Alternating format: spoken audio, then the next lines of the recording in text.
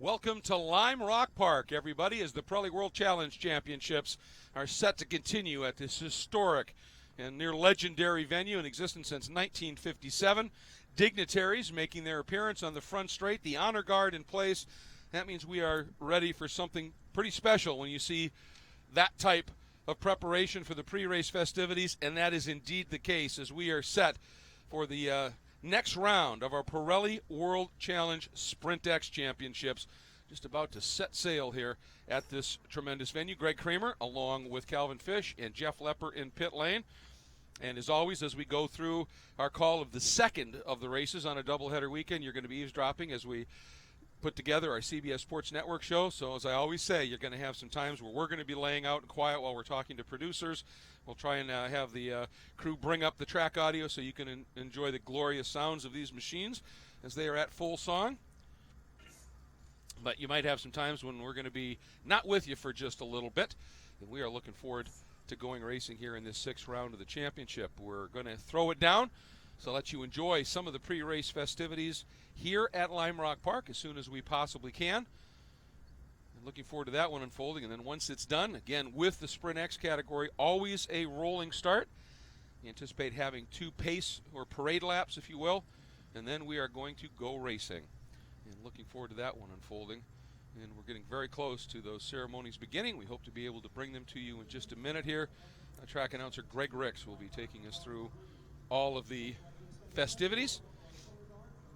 And while we await the opportunity to be able to throw it down there, of course, just to give everybody a reminder, Calvin Fish alongside Cal quickly, just remind everybody what we're going to see in terms of the SprintX format making its first appearance here at this track. However, we are now ready. Let's interrupt that as we are ready to jump down. And a legend himself, Skip Barber, addressing the fans here at Lime Rock Park. Major race of our anniversary. We're going to really celebrate it on Labor Day weekend. We're having a party with David Hobbs, Brian Redmond, Sam Posey, and we'll send you information about that shortly. And even the grass is cooperating. So thank you again. Skip, 60 years complete and a bright future ahead, I hope. 60 more is the goal. That is our track president, Mr. Skip Barber. Lime Rock Park would like to extend a hearty welcome and a thank you to our 8 veterans who have joined us this weekend as part of the Lime Rock Park Canon Cameras Photo School organized by the Wounded Warrior Project, pro photographer Dan Burns, and the Josephine Herrick Project, enhancing lives through photography. To our veterans from the Wounded Warrior Project, thank you for your photography, and to all of our veterans, thank you for your service and sacrifice. And now to present today's invocation, it is my pleasure to introduce our good friend and neighbor, the Reverend Heidi Truex from the Trinity Episcopal Church. Let us pray. God of all wonders, you have blessed us with memory, reason, and skill. Our powers of reason have led us to design racing vehicles and this beautiful park. Our God-given skill has allowed us to build and drive such feats of engineering. And today, we especially give thanks for our memory. On this Memorial Day weekend, we are truly grateful for those who have given their lives in service to our country.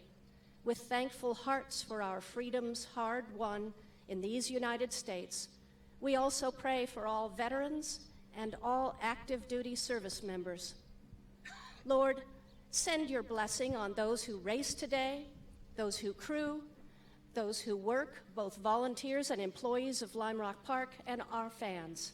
May we never forget the grace that God has given us and the brave men and women throughout our country's history who have fought to preserve liberty and justice for all. Amen. And now, ladies and gentlemen, would you please stand? It is my pleasure to introduce a special guest, jazz vocalist who makes his living in the automotive industry. Please welcome the Territory Accounts Manager for Nokian Tires, the multi-talented Mr. Frank Pascal, for our national anthem.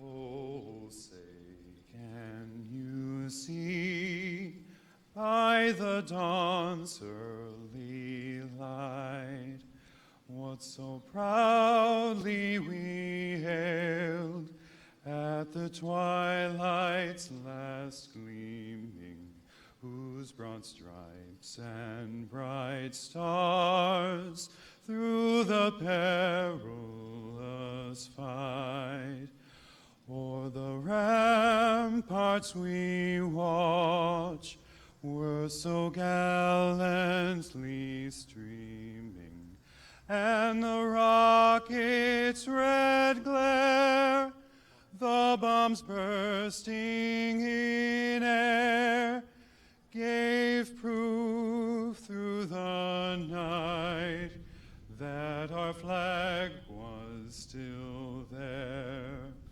Oh, say does that star-spangled banner yet wave o'er the land of the free and the home of the brave?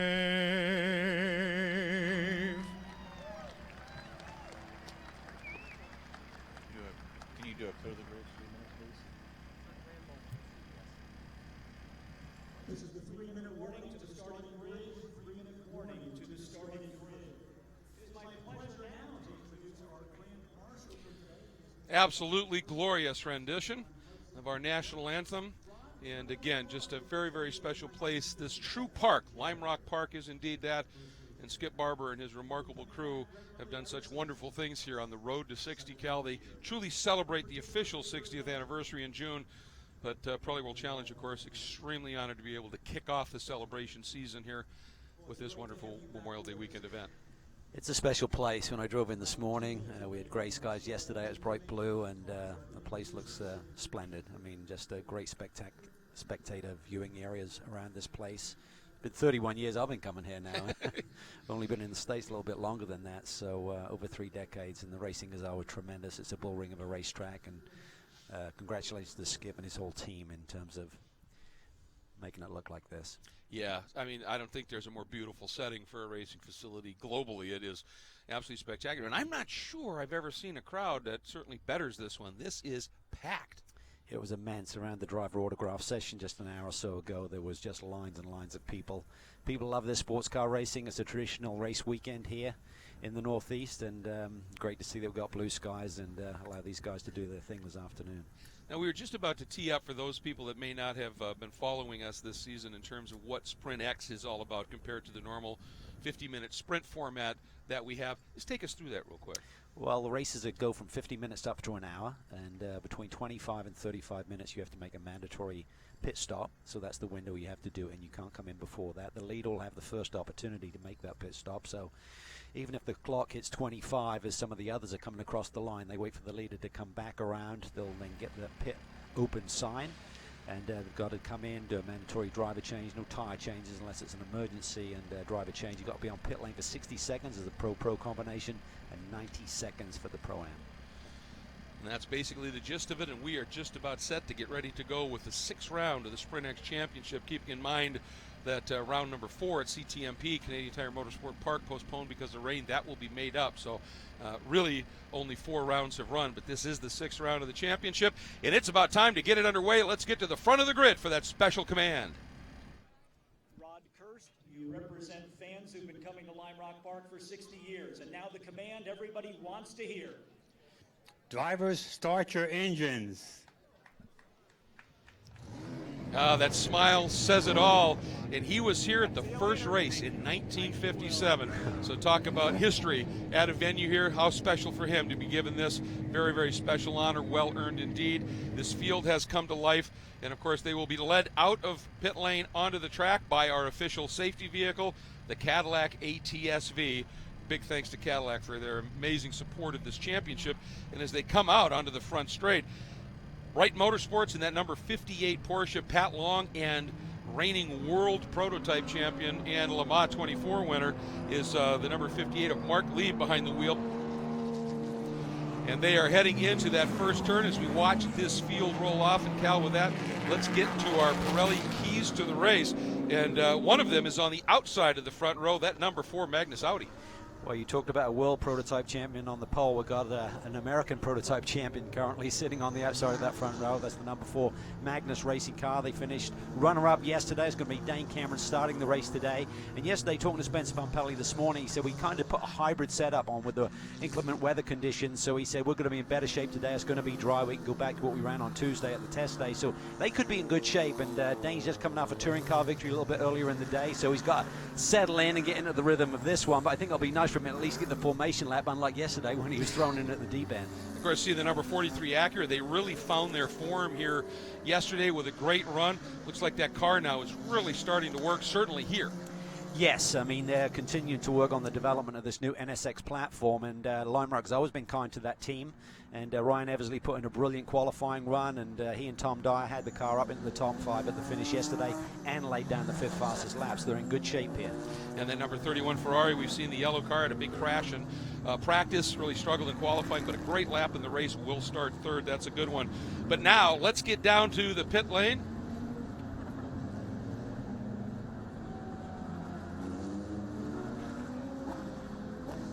So now let's get down to the pit lane for an update after that first round of the championship with Jeff Lepper.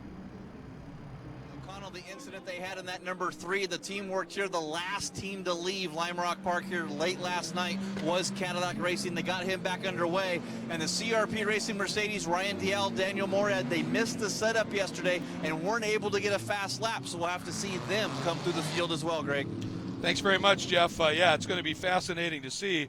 And I'll tell you, that number 54 always in the hands of Jerome Bleekemolen starting in this one. He will start that car 7th in the overall order on the pole and Pro-Am. Well, I'll tell you, we got some great racing to unfold.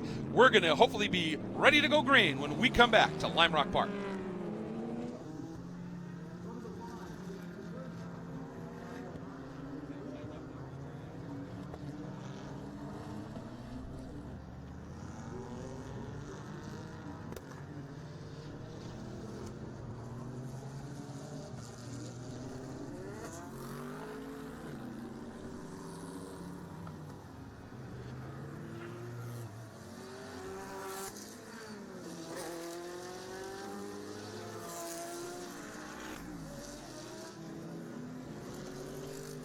Welcome back. This field ready to go green here at Lime Rock Park. Here's a quick look at our quad box featuring our great Replay XD cameras. Just a few of the cameras you're going to be able to enjoy the onboards with. This field's starting to pack up as they head through West Bend, Cal. Yeah, this start is going to be so important. Track position is critical with these GT3 cars. If you're behind, you get that aero wash through these high-speed corners, so the drivers know that. We'll try to be a little bit aggressive here, I think, on the start.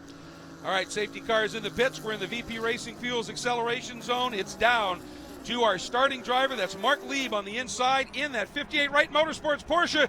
And a big fan out at the back as we are racing. And look at the Ferrari way down to the inside. Wow, they're four abreast, and Lieb gets turned by Perrette. There's contact there. Looked like Jordan Taylor has gone to the lead, and the 2 car gets clouded. Championship leader 58 is in trouble. The number 2 Mercedes as well. And the number 30 Momo Ferrari from the Pro-Am or the Am-Am category is as well. Another look at it, Cal. Well, you see Perrette there to the inside, and there just wasn't enough room. They are fanning out 4 abreast. That's Perrette who's starting the race here today. Dane Cameron gets swept by on the outside. Looks like Eversley's had a big move. I think it's Jordan Taylor at the front. Boy, I'll tell you, it's huge development in terms of points and certainly production here in this one. And there's the number 2 Audi, the Mercedes just trying to limp around. But that number 58 Wright Motorsport Porsche broken. Look at that right front corner. Yeah, Pat Long is going to be hating life right now. I mean, they had such a strong run yesterday, but they cannot afford to be having these DNFs and 0-point scores. Remember, in this form of competition, you've got to do 50% of the race distance to even score any points. With the depth of the field, they'll probably be out of the points anyway. Yeah, absolutely. So obviously under a full course caution here, as have to get those cars cleaned up and moved. And if you look down, you see on the right of the flag down underneath, there's Spencer Pumpelly up in the Magnus pit wall, who very interested, obviously, as to what unfolded here. It looked like that number 4 Magnus Audi was able to skate through. Yeah, he was, but I think the Acura really made a bold move. But it looks like Cameron did indeed hang on to that second spot as it went side by side through Big Bend. But certainly Jordan Taylor had an excellent start there. Yep. Immediately Left to the outside, and suddenly it was 4 abreast. I think the 31 car is right in that scuffle as well, Greg. Yeah, and there's damage to the left front corner of that 31. I can see some smoke emanating off that car, but certainly some drivers able to take advantage of it, as you pointed out. The number 43 up now into third, Barnicoat Parent, and the Capex McLaren up into fourth. The Bentley of Vincent Abrilla and Adderley Fong now sitting in the fifth spot, and Bleekemolen has the number 54 Mercedes up into sixth overall. You can see the smoke coming off of that left front corner, I think, of that Ferrari. Unbelievable that Parent escaped there and actually got through. I mean, Yeah. they're a team that either wins, finishes on the podium, or DNFs. It seems like this year that's Alvaro Parent, series champion from last year. Cut tire, it looks like. Is that tire okay? Just body. Hard to tell right there.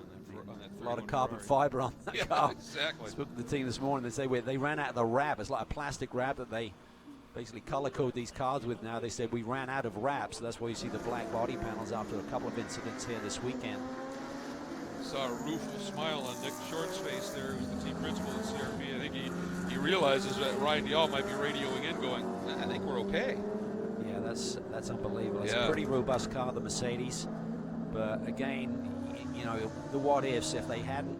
Yeah, let's have another look at this. They're fanning out there. Watch Parent to the inside. Yeah, Parent gets, sorry, that's Mancinelli. With all the black carbon fiber, it I looked more know, like it looks the Capex. exactly like yeah, it. my mistake there. Yep. And for just a minute, that's amazing that De Villiers Mercedes may have been able to get away unscathed. That was a pretty good clout. There's 31, and now they're addressing that left front corner. See damage to that tire, certainly. See all the black carbon. Just look the black and yellow Easy for to the. do. Well, the interesting thing, too, as now you see Dial has brought the De Villiers Mercedes down into pit lane. That 31 Ferrari had a problem and had an off, got into the tires early in the weekend, and so just the fact that they were able to make that first race yesterday was impressive. Then throwing a lap down good enough for a third starting spot. And they're having a good look at this car and concerned about something at that right rear, obviously. Yeah, that's where he got hit, so maybe. I'm here. Jeff, what are you looking at down there?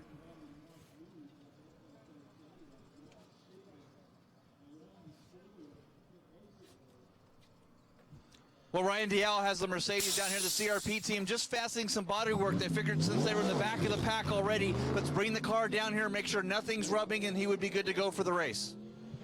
That's a smart move. Obviously, he had lost a ton of ground anyway. Make sure you got a safe race car, and you've got two very good drivers in that machine. And if that setup change they made works, we know that is a mighty quick car.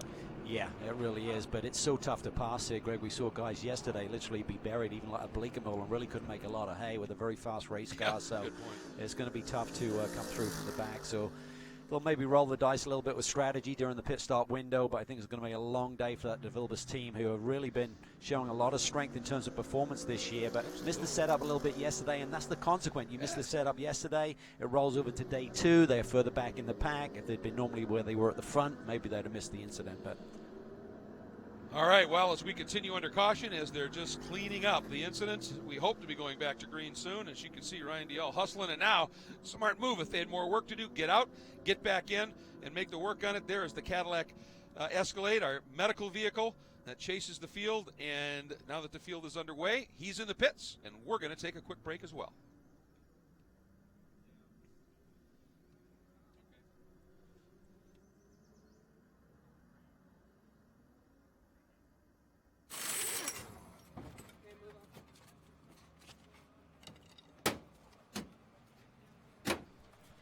Now, folks, back with you here on the global webcast. Wow, what an amazing development in the start to this race. And just a little bit too aggressive there at the start. I mean, it was 4 wide heading down into turn 1, Cal. It's tough to make that math work. it didn't take much. I mean, there was almost enough room for Mancinelli to make the move to the inside there. Actually, it was Scuro, right? Who started, who started exactly. in the 31. So, yeah, I mean, you know, he gave it a go, obviously, and he's a very aggressive GT racer, also from Italy, along with the full-season driver Daniel Mancinelli, and knew he had a great opportunity. I mean, they had a great lap in that car, but talk about opportunity here. Once again, the number 3 Cadillac, you know, luck has fallen their way. After you think about what happened in the first round of this championship at VIR, when they were dead last, and I mean, at the right in front of the pace car when Right, that race almost started. a lap down. And they ended up on the podium. 2 podiums that weekend, and they win at Canadian Tire Motorsports Park, 4th yesterday. So, you know, they're in really good shape in this SprintX Championship, particularly now with the 58 car out. And this is really going to help Michael Cooper in the overall standings as well, because a 0-point score for Pat. He can, you know, win or finish on the podium, another big bundle of points. That'll put him in great shape at the end of today. Keep in mind that win for the Cadillac at CTMP came from dead last on the field, and a great strategy play, and then reading, having a lucky development happen and reading what to do there perfectly. And the problem for the 58 is the fact that at VIR 2 it ended up with no points after getting hit and broken under caution. So this huge opportunity at this stage. The number 4 of Caffer and Spencer Pompelli, of course, here for the weekend. Spencer joined by Dane Cameron. They're well down in the SprintX points order, so this is an opportunity for them to maybe get things back on track here. And we're going to pause. You see lights out on the Cadillac safety car. We'll be right back for CBS Sports.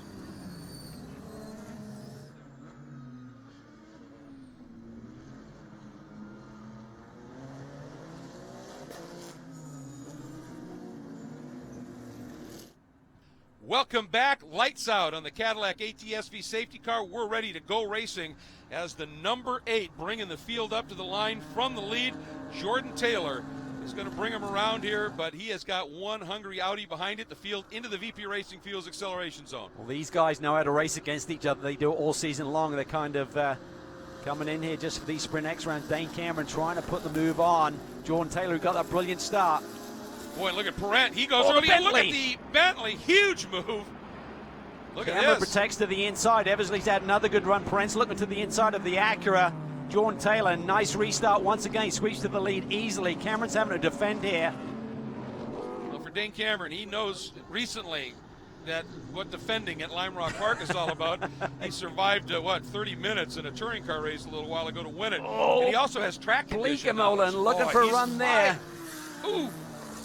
So close there, and the number 3, Ricky Taylor, trying to get the nose through. They are trying to make up some ground. Taylor That's trying crazy to stuff thread into the needle. brake zone for the uphill. Taylor trying to rebound from that incident yesterday with Matt Halliday that took out the Velocity red Cadillac. There you see him, the number 3 car, chasing after Jerome Bleekemolen. Through West Bend, these laps happening so incredibly quick here. And now at Green Flag Racing for the first complete lap. And we'll give you an idea of what kind of times they're turning. Look at that, Jordan Taylor turning a 53.3. That tells you how fast these laps unfold here. Yeah, we'll have to see how Cameron can respond. It's going to take him a little adjustment when you switch from a touring car to one of these high-powered GT3 machines. Looks like the gap has settled a little bit. I think this next lap will be a true indicator as who has what pace right now. The one thing that might help Dane out here is these things have near prototypical grip from the aero, and he knows how to deal with that.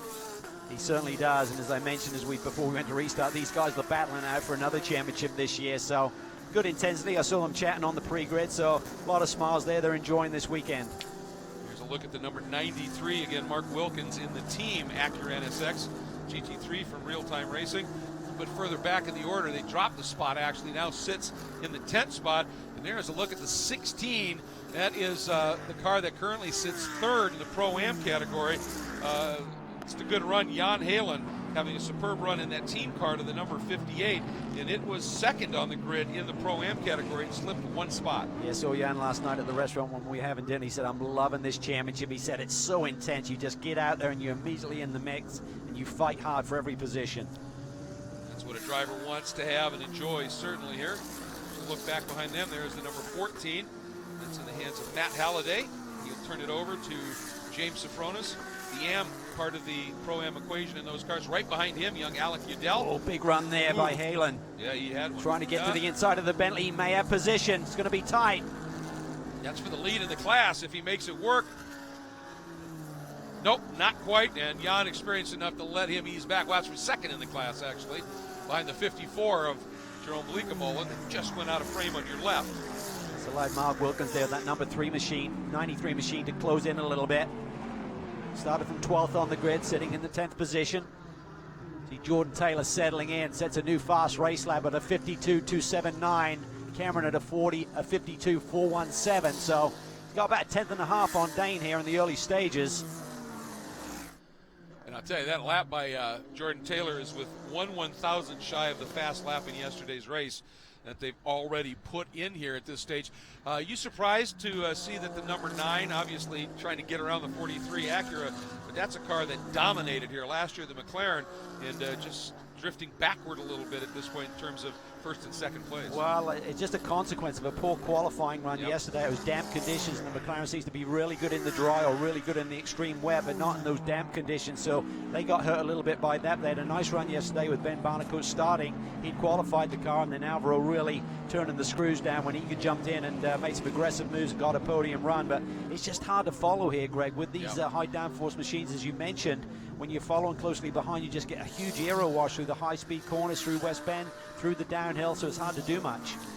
And behind the 54 in Pro-Am, Jan Halen able to make the pass and sneak around on Andre Coutu, who is filling in, obviously, for the normal Alexandria Pereira, who is not here this weekend, so that's a change of position in Pro-Am at this stage. Yeah, busy weekend. A lot of the Europeans are racing right now. The race is underway at the Nürburgring in the 24-hour race, so we got Jörg Bergmeister over there, Marco Seefried, Imperatori. That's why you're seeing guys like Dane Cameron and some of the others in here just for a single event. Here's a look at your leader in Pro-Am right now, Jerome Bleekemolen in the Black Swan Mercedes AMG GT3. Tim Pappas will take it to the finish. And he leads in that category in Pro-Am. Up front and overall, it continues to be the number 8 Cadillac of Jordan Taylor with that margin. Well, I'll tell you, it is as tight as it can get, less than a second and a half as we step away for just a moment here, early in the going in SprintX at Lime Rock Park.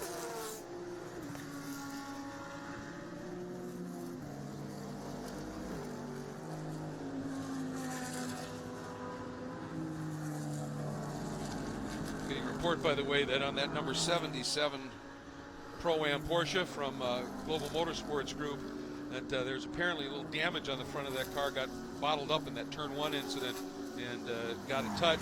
Obviously able to continue, but the car maybe now not exactly quite right.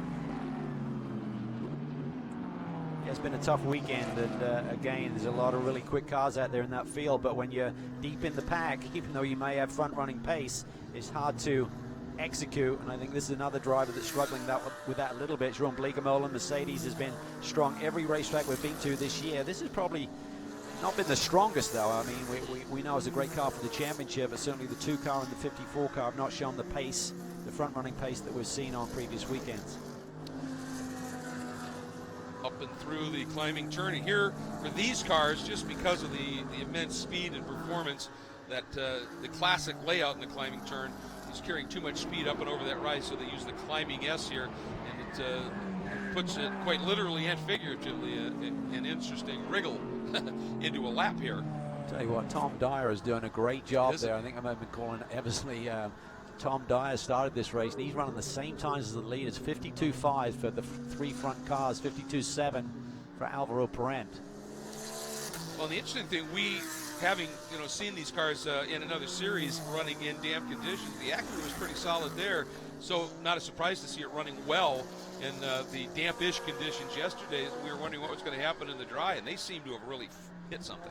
They really have, and that puts a lot of smiles in that camp. They've been working tremendously hard to try and find the pace with that Acura. Obviously, it's a car that's homologated in the GT3 specs. You can't really do too much, just work within the window that you've created in terms of the design that you put forward. But they're a hard-working group, some of the best in the paddock. And they've got a good driver lineup. It's really clicking well. Tom Dyer has been a great teammate for Ryan Eversley in these SprintX rounds. And he's doing a great job now, running a really good pace and in a nice, clear third position right now.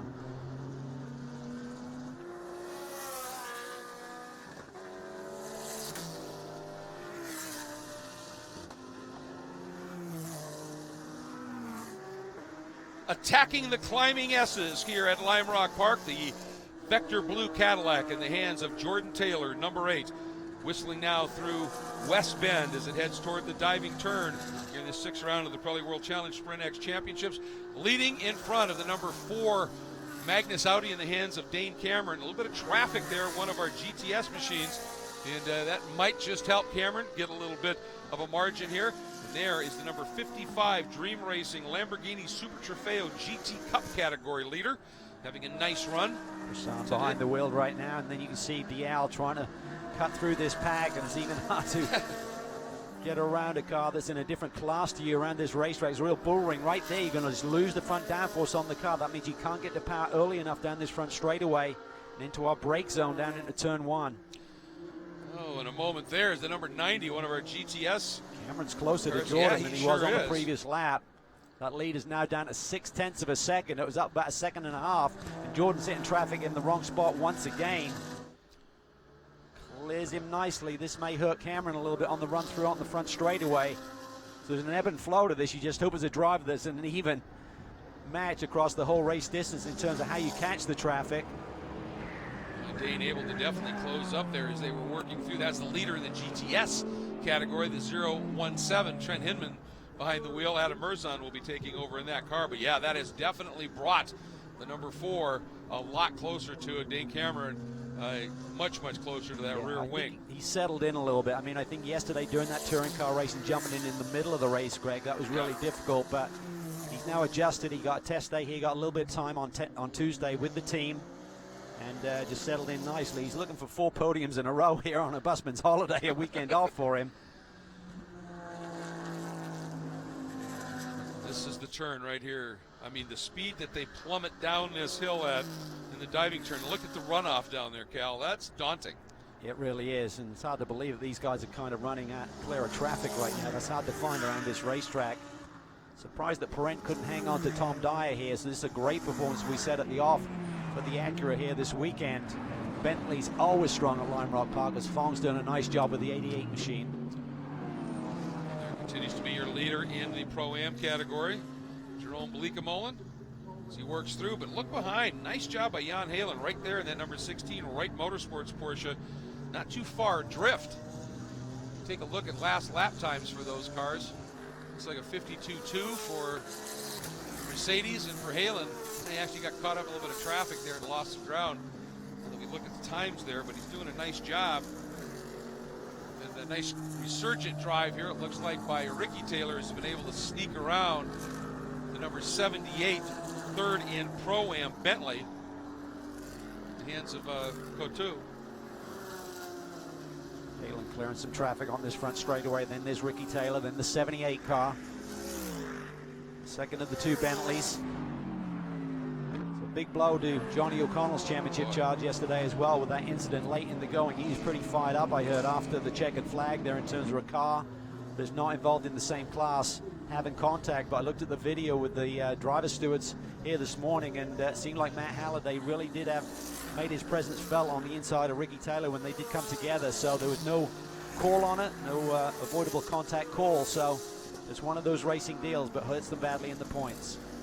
It definitely does, and it's a hunt. The one thing with this way this championship lays out now, you've got the Sprint Championship, you've got the SprintX Championship, then there's the Combined Championship for the Pro category cars. And obviously, Johnny O'Connell coming in here, he and Ricky Taylor 5th in the Sprint Championship. But when you take a look at the overall, 6th there. So I mean, he was top 5 potential for each of these championships still early in the season. That took literally a big hit yesterday. Bleekemolen now starting to show his pace. Just ran a 52.7 compared to 53.1s for the leaders. Leaders ran in the low 52s earlier in the race. Both Cameron and Jordan Taylor, who currently has the fastest race lap at a 52.27. And I think with this racetrack, Greg, even though the Pirelli P0s do a great job, you're going to get tire degradation here just because you're leaning on the same tires all of the time. I talked to Randy Popes earlier in the weekend. He said, ooh, that was a bad corner there. Wilkins is going to get a run here. Sure is. See if he's able to do anything with it here. Quite close enough to Coutu. I was talking to Randy Popes, the 4-time champion. He's got lots of laps here. Who's coming back to run in the World Challenge, and he said the neat thing about this place is after a race you just flip the tires because the insides are still new. And that's how much that's how much the loads are here. But as we're watching this great run here right now by Tom Dyer in the number 43 real-time Acura, let's check in with his co-driver down in pit lane with Jeff. Well, Ryan Eversley, it's been a trying year for you, but great run here this week, and your co-driver's doing an awesome job. Yeah, this real-time Acura NSX has been really fast all week. We had a good test on Tuesday, we took some of the stuff we learned with the TLX last year and applied it to our setup here, and it seems to be working really well. You know, Mosport, we didn't have the outright pace, but here we seem to be pretty strong. So Thomas out there doing a great job, and just a huge testament to everybody at Acura at the factory building such a great street car that we can then take against the best sports cars in the world, and seems to be doing pretty good. Any idea when you're pitting yet? Did you guys Rochambeau for it? Well, because of the strategy now with the yellows, if you wait till the last second, it's better than being early. So we'll probably run it out, but you know, you never know with these things. We might throw a Hail Mary, and maybe Tom will stop hogging the car, and I'll get to go play. Well, Ryan Eversley trying to get ready here to get strapped into that NSX. Thanks very much, Jeff. I don't know what kind of Hail Mary you throw when you're running in a podium position here. I think it's going to be pretty much follow the leader. And we're going to step away because we are closing in with just a little over a couple of minutes before that pit stop window opens. We'll be right back.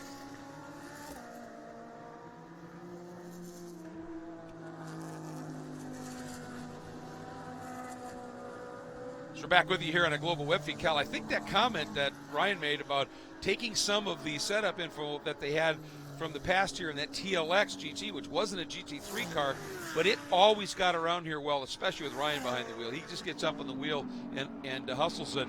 Yeah, that was a great call to say, let's maybe extrapolate a little bit from that and see how it works here. Well, it's all about a notebook, and when you've got a brand new race car, you come to a track, one that you visited many times, and you can't just run the same setup you did last year as a different car, but you can certainly, this is a quirky track, it's very unique. And certainly some of the lessons they learned, we're now watching the leaders tighten up here in the gap, because Dane Cameron has kept the pressure on Jordan Taylor throughout traffic.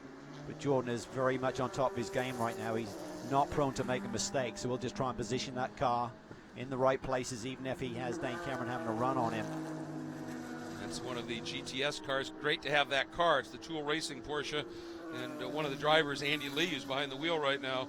Great to have him back in the championship. Of course, in the GTS Sprint category over the years has been an absolute star, and good to have him back in the championship. See what happens here. Does he let? He surely does. He's a class act, and he knew the drill there and let that Cadillac and then the Audi right through. Yeah, but you could tell the language of the car for the Magnus Racing Audi. He didn't overly commit. He just kind of hung there and waited, and then saw that Andy saw him and then made the move. So didn't overly commit, but he certainly got a strong race car. Spencer said yesterday, I think I had a stronger car than the 58 machine, but getting by, he just said I was getting a lot of aero wash through the two high-speed corners, the ones that Dane is now going to encounter behind the Cadillac coming up here in the West Bend.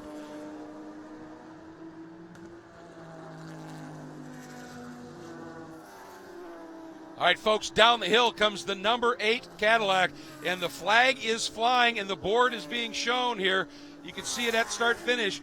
Everybody has to drive by the pit open board one time at speed under green, and then you can head into the pit. So essentially the window's open, Cal. Everybody has to go by that one time on track, and then it starts. And we'll see who decides to roll the dice a little bit, and now pit early.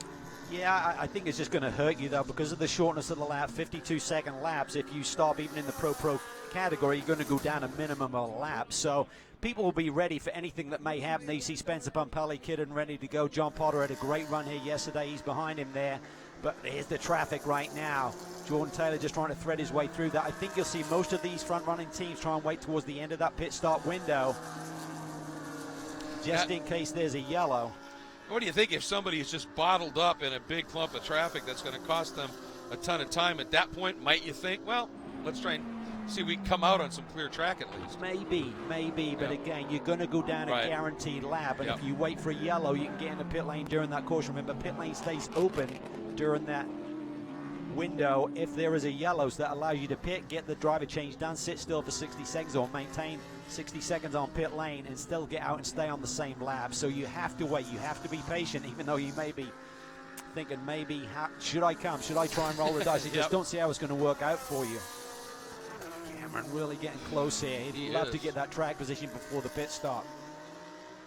And right now, they've got a little bit of clear track, and as you said, you don't see a lot of that. It's not going to last long. We just saw that GT Cup leader, the Lamborghini, up in front, and it's got good power. It just doesn't have anywhere near the stick of these GT3 category cars. And the 007, that is one of the Am cars, the Aston Martin from the Racers Group, the LaSalle Solutions, Adobe Road Winery car, in and making that change early.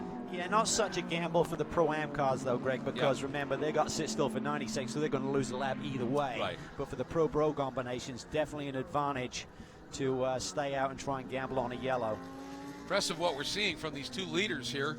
Taylor in the Cadillac, Cameron in the Audi. They've opened up a margin of almost 5 seconds back to the rest of the field. And it's not that the lap times are massively different, but they just consistently seem to be able to run 2, 3, 4 tenths quicker, it seems. Yeah, there's a couple of guys in the middle of the pack, though, Bleekemolen and Halen. They're running mid-53s as well, so they have pace, but just obviously the track position from their qualifying spots have sort of like buried them a little bit, but they have pace. Boy, watching... the 78 car really wide. Seen this before. He's struggling getting in there. Wilkins has a run, but I don't think he has the horsepower potentially to get a run there. Then you see Matt Halliday. He's getting feisty. We saw that yesterday with the contact with Ricky Taylor. He's willing to stick it down the inside. That's the second time we've seen Coutu just sort of overrun the entrance to that climbing S. It's just indication of how hard he's pushing at this point. Of course, the team car, the Pro car, up front right now and having a strong run in the hands of Adderley Fong. Coutu just trying to make something happen here, but maybe just pushing a little too hard. Yeah, well, he's just probably into the ABS. You don't see lockup because the ABS is kicking in, but it just means you can't tuck into the corner. You're not slowed down enough, even with the ABS working. So he's just pushing. He's feeling the pressure from behind. And I think this is really stymieing Mark Wilkins' potential lap times. He's quite a few tenths off of his teammate Tom Dyer, who's running in clean air. So that's just an effect that these GT3 cars have on each other when you include proximity. That's a very good point to make about the ABS. Oh, that was hairy. Dropping a wheel there on the turn into West Bend. Yeah, he's obviously giving it everything. And that little bit, that front end now starting to come loose. That had happened before. Now he's trying to get a run, get that traffic. That's the Cameron Racing BMW, one of our GTS cars. This might have an opportunity here for the driver, that number 93, Mark Wilkins. Nope, not quite close enough. But I just want to say that's a good point with the ABS. It isn't a panacea. I mean, you can't just go in way too fast. You're not going to make the corner. It may stop you from locking up, but you're still going to overrun and possibly go off track. Absolutely. Yeah, no, it's not a total safety net. It's just an aid. If you get in there too deep, there's a limit to what the car on the tire can do in terms of stopping. Here's a quick look. We saw at the 77, that black and yellow Porsche, as it comes up the hill, and you can see a little damage there. Now the number 75 Nissan in the hands of Frankie Montecalvo and Ricardo Sanchez. They've made an early call to the pits here, running in the Pro-Am category. In a car that's been really quick here this weekend. See the 93 car. They're going to roll the dice a little bit and pit Mark Wilkins early. I wonder if that may not have been what we were just discussing, that Wilkins just could not get by the 78, even though the 78 was overrunning the chicanes a little bit. Jeff? I think you guys called it perfectly. They're stuck in traffic. Go ahead and bring them in. They started to scramble here really quick as they made that call. So once again, Mark Wilkins coming out, Peter Cox going in to finish it out in the NSX. Well, if there's no yellow, then it makes sense. Do you know what I mean? It's just a gamble. If there's no yellow happens, then if you're stuck in traffic, make the pit stop, clear the traffic, try and come out in clean air, and maybe Peter Cox and lay down some really quick lap times and take advantage of that clean air. Again, 60 seconds minimum. If you come out short, and it has happened a few times this year for some teams, you then have to go out, get back up to green flag running, and then do a drive-through. That car makes its way out. I believe they've timed it right.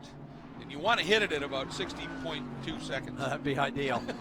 Everyone after VIR, we had numerous penalties. We actually saw one yesterday, a big one for Brian Sellers and Johnny Kane. They got clobbered by missing it by about 3 seconds. So teams are still trying to cut it and get it wrong now and again. But here we see Jordan Taylor. He's got a better run through traffic. He's extended the gap.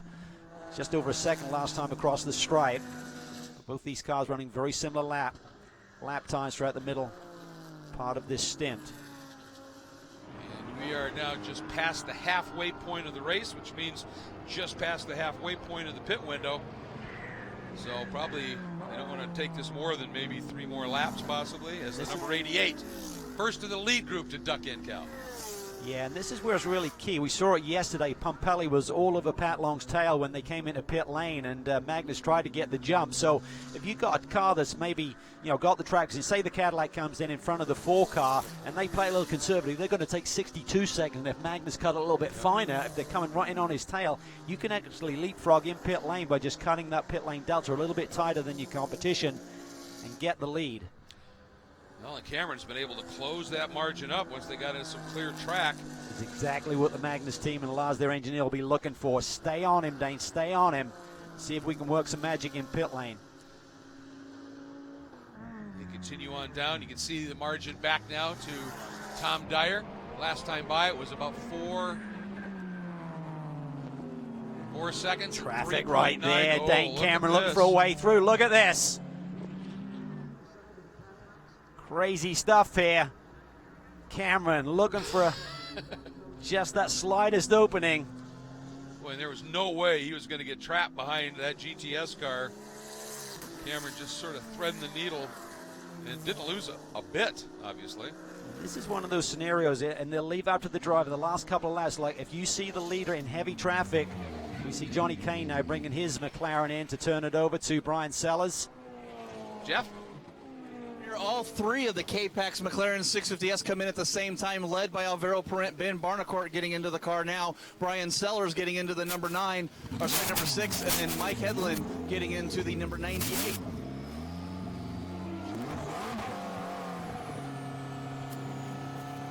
And you can see how quick they can get these driver changes done, but they do need to hold them for just a little bit here.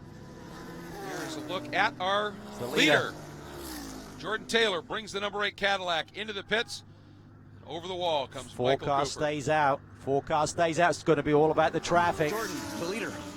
Let's get back down to Jeff. Well, you got that right. Ricky Taylor comes down on pit lane, the leader here. Michael Cooper going to see if he can have one of those superb drives again to come back up through the field here. But the driver change, business as usual down here in Cadillac Racing. This is going to come down to the in lap for Dane Cameron and the out lap for Michael Cooper. Got to wait for everyone to cycle through, but we're running out of time now. Just a minute and a half on that pit stop window. Crew is pumped up. Great job by Jordan. Great start. Great restart. Nice controlled run. Yeah, well, being able to sneak through that first turn carambolage, and here he releases Michael Cooper onto the track. And be interesting to see what unfolds here. So he has been able to maintain the margin. I think one thing cycle here, it'll be interesting to see what Dane's been able to do. That again, in-lap is going to be critical if he didn't get any traffic, and Michael's got to get into a rhythm. So you'd have to figure that a guy who's been out there for his stint. All right, Magnus has now made the call into the pits. Jeff? Yeah, Pumpelly into the car already. They're getting the final hookups. The doors closed. They're just waiting on the time, getting ready to send him as his teammate John Potter and Andrew Davis right behind them doing their driver change. We'll see, like you said, who got the fastest in and out lap and how close they can get this pit delta, pal. Watching for the release. There he goes. The question is, where is the number 8? Down the hill they come. I think Magnus is going to get it. I think so. A little bit of traffic there impeding Cooper. Does Spencer Pumpelly. He's got to have been able to clear out. We'll see it right here. He has. They just cut it a little bit closer, and if Cameron had a good in-lap and Cooper didn't have a good out-lap, that's the difference. That is fantastic stuff. And that's just with the 4 car rolling the dice that little bit further. And the driver's executing. Awesome job. Fantastic. Magnus Racing, the crew on its game, and the drivers doing a superb job. They have assumed the lead here after the pit stops. We're going to step away. Don't go anywhere. Lots of racing yet to unfold.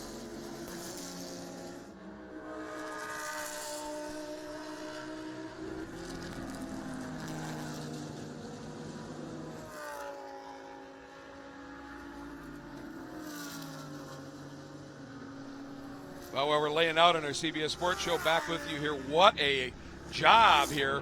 And the interesting thing is, of course, now the number 8 of Cooper's got a lap on those tires in terms of heat. You can see a little bit of a step out there by Spencer Pumpelly, and he's caught some wash in traffic as well.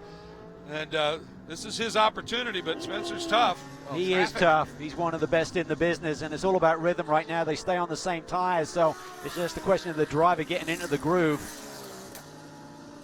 That car they're chasing is the number 78. Of course, that's the Pro-Am Bentley.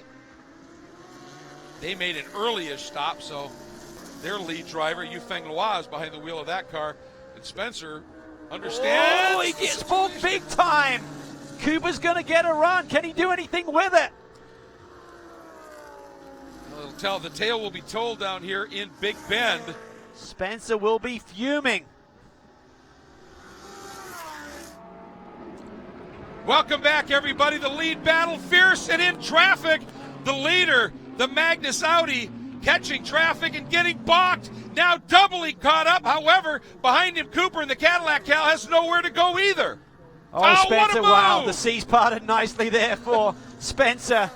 That was wild times there and trying to hang on to this lead. You got to fight for these wins at SprintX. What a drive this is. You know, I've seen Spencer up on the wheel before, but this season, this opportunity in these cars, I'm not sure I've ever seen him better. He just is absolutely picking these cars up and ringing them here, and that was a stellar reaction in traffic. That was superb. We saw it at the last round in Canadian Tire Motorsports Park, one of the few guys who was making some moves. Magnus got their first podium in World Challenge competition yesterday. Can they follow it up with victory here today? And Michael Cooper, no slouch, obviously, and he is going to react here. You see on that Bentley behind that had that grill cover coming loose again, and while they were in the stop, they just ripped that off. They didn't want any kind of a distraction for the drivers at this stage. Now some traffic coming up on the back of one of our GT Cup cars. Nice job there as Marco Radicic just opening the door way wide in that Ferrari Challenge Evo machine and letting them slide through unimpeded. Well, we talk about the drivers looking way ahead. We also got to, thank the drivers and give them kudos for looking way behind, because these cars come up on you quickly, as we see Dane Cameron cooling off after a really hot stint. Been a busy day for him. No kidding. And the one thing we've heard some of the drivers talk about at other tracks, 25, 30 minutes in the car, really not breaking much of a sweat. At this place, 10 laps around here and you're sweating. It's that fierce, and the loads you're constantly in. It's awesome. I mean, you're up on your toes. It's mentally exhausting in terms of dealing with the traffic. You talk about the high G loads in the corners. See Spencer there, a little twitch there as he gets on the brakes. They made some setup changes from yesterday, so we should be in good shape. But again, it's a different racetrack to the one they tested with on Tuesday when they got that dry running. Looking back in the order, just to update you, Pro-Am category still led by the 54 after the change. Tim Pappas now behind the wheel, right behind him on track. That is the 16 Porsche, now in the hands of Michael Shine, who is wickedly quick in those cars as well. And that number 78 Bentley, one of the reasons that it's driving so fiercely and trying not to just move out of the way because it costs him time, is because he's third on a potential podium, and not far behind is that 75 Nissan. This is fantastic racing here. I love Lime Rock. It's a bull ring. It's intense. The drivers love it. A little bit of a quiet moment here for the leaders. Let's take another look at that run. Coming down into this turn here, obviously, just some traffic as the field works its way through.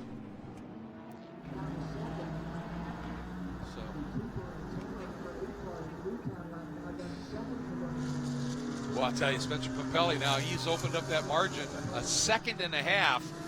And I think the fast lap still in the hands of Jordan Taylor, that 52.27 that he turned a little bit earlier. But right now on track, Spencer is just hooked up. You can see the margin continues to stretch over Michael Cooper. Yeah, we haven't seen anyone dip into the 52s here in recent history of this race, and Spencer just laid one down.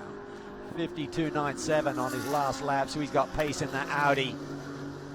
But Cooper will be known that the 58 car has had a bad day. This is a big points day for Michael Cooper overall, and for he and Jordan in this SprintX Championship as well. And we've had a change in the Pro-Am category as Michael Shine in that 16 Wright Motorsports Porsche, now up in the 10th overall, and slipped by Tim Pappas in the Black Swan Mercedes, the number 54. So those guys trying to salvage something here for the Wright Motorsports team. There you see the Cadillac coming through, the red number 3. Here comes the number 6 McLaren, now in the hands of Brian Sellers, sitting in the 8th spot at this point. And after that pit stop cycle, the two Acuras got both their cars now up into the top 6, so pitting Wilkins a little bit earlier and getting him out of that traffic, it has played out to their advantage. They've gained some spots. Well done on top of the pit box there. So just quickly in GT Cup, your leader continues to be the 55 Lamborghini. A quick look here, Greg, at the pit stop times. sure everyone's stacked up. Jordan Taylor was on pit lane for a 60.8 seconds. That's pretty good. So let's have a look here for the 44. What do you see it there on the screen? 44. 60.5. So they gained 0.3 on the pit stop exchange, and I think more of it came down to the in and out laps. I think you're absolutely right. There's your new leader in Pro-Am, the Wright Motorsports Porsche, in the hands of Michael Shine. And he is a New England native. New York is his home, having a great run up here in northeastern Connecticut.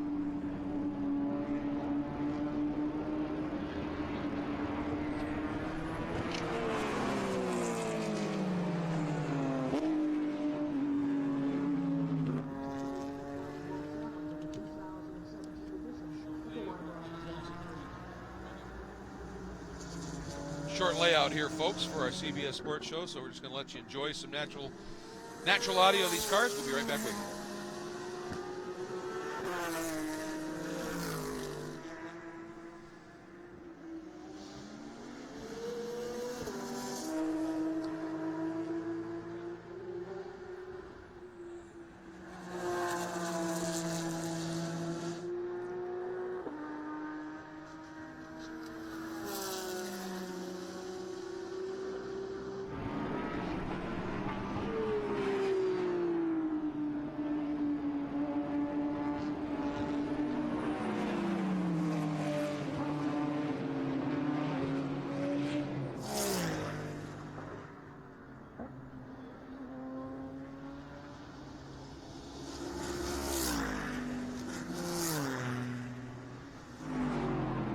Welcome back, everybody. A look here at what is turning into a pretty decent battle for the third and final podium spot in the overall and pro category here at Lime Rock Park for the Pirelli World Challenge SprintX Championships.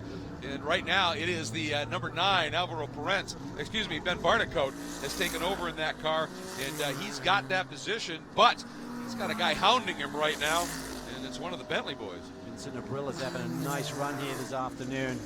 Ben Barnicoat, what a joy he is driving our paddock. Really nice young man. Had a single-seater career going, and then turned his attention to sports cars, and he has been a great match and fit with Alvaro Perez in that car. He really has, and the incident up obviously at Canadian Tire Motorsport Park that took them out of the race, he was hit from behind, nothing that he did wrong at all, and I think everybody is very, very pleased with his performance behind the wheel of this McLaren. Yeah, and Alvaro wanted him. He saw what he could do in Europe last year when he got the drive from McLaren. He said, this will be a great teammate for me. It's certainly proven to be the case, and he's loving these racetracks, Greg, when you go from VIR to Canadian Tire Motorsports Park and Lime Rock. This is old school. Drove in here this morning. It was just a joy to come into this beautiful, lush facility. Congratulations to Skip Barber and his whole team for what they've done here and maintained a beautiful racetrack. A very special place indeed. And yeah, I mean, they had done, Alvaro and Ben had done one race before, I think, in Europe in one of these cars, and Alvaro just said, yeah, he's got it. And that's impressive enough to just get invited to do it. Then the performances that Ben has been able to put on here, just absolutely rock steady in that car. Boy, these guys are going to catch some traffic here in short order. Not too far behind them is Eversley, now behind the wheel of that number 43. And so this traffic is this group, this battle for third, is running up on. Cooper had to get through, and he lost a second and a half in one lap to Spencer Pompelli. So Pompelli's lead right now is up to just under 5 seconds. So he's doing the business here this afternoon. Spoke to Andrew Davis, John Potter's teammate this afternoon. He said, I think Dane and Spencer may have something for everyone today. They could get a victory, and prophetic so far.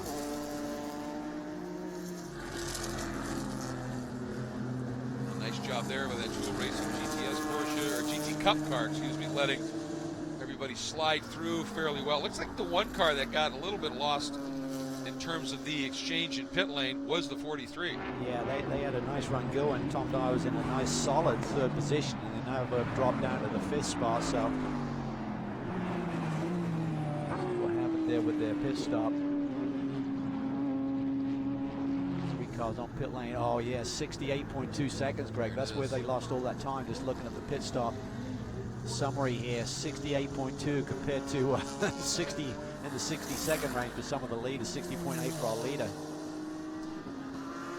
And I didn't hear from race control what the reason was, but the number 14, the Global Motorsports Group Pro-Am car, James Safronis, now behind the wheel, had to do a stop-and-go penalty, not a drive-through, a stop-and-go. Not exactly positive what that was for.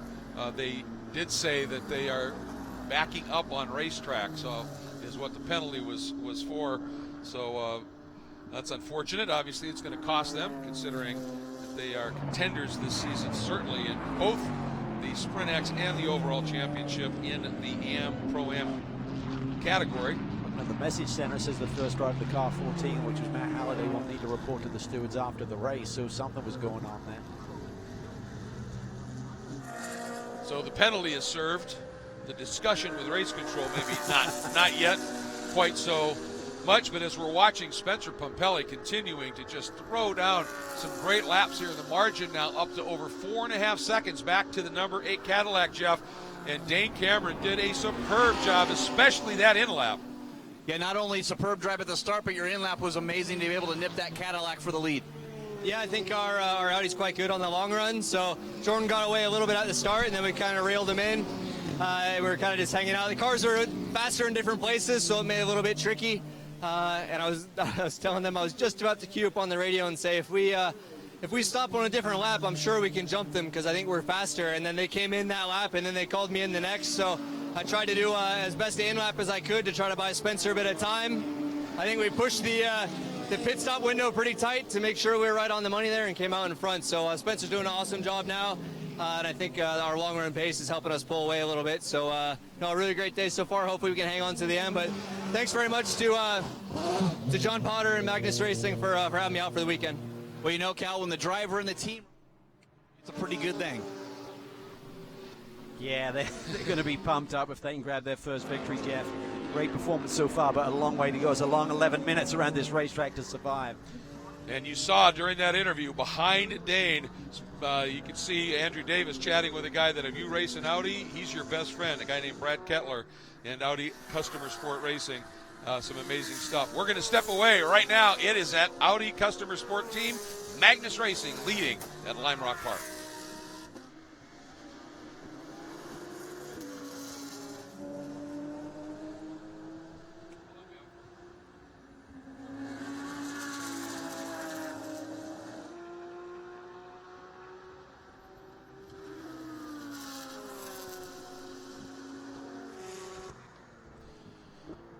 Well, we're out in our CBS Sports coverage, back with you here on the Global Webcast, and interesting how great minds think alike sometimes. Dane saying that he was just about ready to make that move to the crew and say, keep us out one more lap because we've got pace here.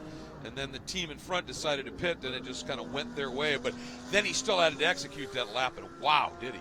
He did, and you need a bit of luck too. You can't afford to hit traffic, obviously, otherwise there's nothing you can do about that. And I think, all of these teams probably say, okay, this is our plan, but if you see something evolving right in front of you, we'll be ready for the stop. Yep. And so if they could see Jordan suddenly get into traffic, they'd have maybe jumped in. But certainly Cadillac, being one lap more conservative than the 4 car, that cost them dearly by Dane getting that in lap. And Cooper not having the best out lap. And that's, you're going to expect someone who's in the groove, he's going to run a faster lap time than the guy who's just gone on the racetrack for the first time today. So there you have it. That's a very good point. There's the number 54. That is the Black Swan Mercedes. Still hanging on to a second place in the Pro-Am category behind that number 16 Wright Motorsport Porsche. So Tim Pappas right now doing a nice job. The problem for him is now coming up hard on his 6th is the car that's third in that class. That is the number 78 Bentley. We're looking at the number 88 here, which continues to have a great run. Vincent Abril right there in the top 4. And look at this. This is snugging up big time. Yeah. As you can see here that Eversley is closing on Abril, and Abril is definitely closing in on Barnicoat. Yeah, this is going to be a fight for that podium position here shortly. You see the traffic there. Barnicoat in the middle of it. Bentley tried to thread his way through, but great job by Ryan Eversley keeping the pace there in that Acura, and he's closed in. He's looking for a way by. Aggressive down to the inside. That was really tight up and over the curb in West Bend. Brill didn't want to give it to him. We also had a change for this second. Bentley's disintegrating here. Yeah, that left front fender is going away. That was a change for second. in the Pro-Am category, that number 78 Bentley. Bodywork shedding here on one of the Bentleys as it heads down into turn one. That is the car that has just taken over second place in the Pro-Am category, the number 78 in the hands of Yufeng Loa. And of course that front end had started to come apart already, and then you get an aero wash and a little bit of it's a little argy and a bit of bargy maybe, but still in all, just pounced on the opportunity and shot through. And you know what? The 75 Nissan snuck by as well and picked up third in Pro-Am. Yeah, it's an amazing battle here, and look at this. A lap ago, Ryan Eversley nearly got inside Vincent Abril on the exact same piece of racetrack. He jukes to the outside this time, thinks better of it. Abril just put him up and over the curb on the previous lap there when Ryan tried to make the move. He's going to try and get a clean run on the front straightaway. And all that traffic, Alvaro Parent has been, or Ben Barnicoat has been able to just check out here. I mean, they were all over the back of Barnicoat, and now he's got 13 seconds. I'll make that 2 seconds in hand. Back now to Abril. And it was like 0.2 of a second officially. Look at Eversley. Yeah, he's racing. That Acura is hooked up. He's able to use those curves. Oh, there's really good racing here. Wait, Ryan Peter, will be loving this one. And Peter Cox is joining this fight as well. He is right there. Wow, what a run there for the 93 team. Made that early start for Wilkins, got Peter into some clean air. He's running fast lap times as well. These Acuras are coming alive.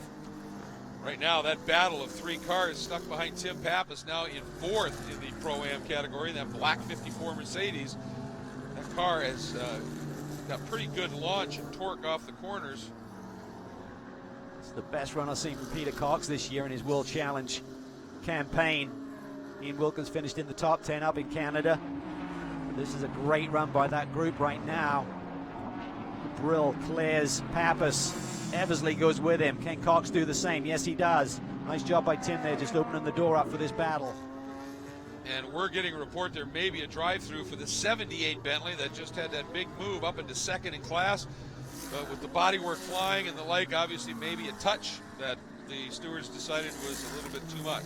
Well, that front grille surrounded come loose a little bit earlier in the race, but certainly the fender damage probably came from contact. Settling down just a little bit. So relatively speaking here at Lime Rock. Exactly. Nothing ever settles for long. Barnicoat last time by had about 3 seconds on this battle in the number 9 McLaren back to Abril in the 88 Bentley. And there you see Barnicoat, real aggressive move down to the inside. Here's a look at the inside they're talking about. Oh, he just sort of like pushed Tim out of the way. You can see that left front got all loosened up at the time. I'd have been proud of it back in my European race day. Don't like that sort of rubbing these days anymore. Stewards are on top of it. And 78 has in fact done the drive-through and is back out on track. Nice read of traffic there by the number 88 of Vincent Abril. Just lifted for a second and was able to sneak down the inside cleanly of the Tool Racing GT Cup Porsche, as both of the Acuras able to slide through as well. So, yeah, we're going to take our last break before the checkered flag. Stay with us, folks. I have a feeling that this battle is nowhere near settled.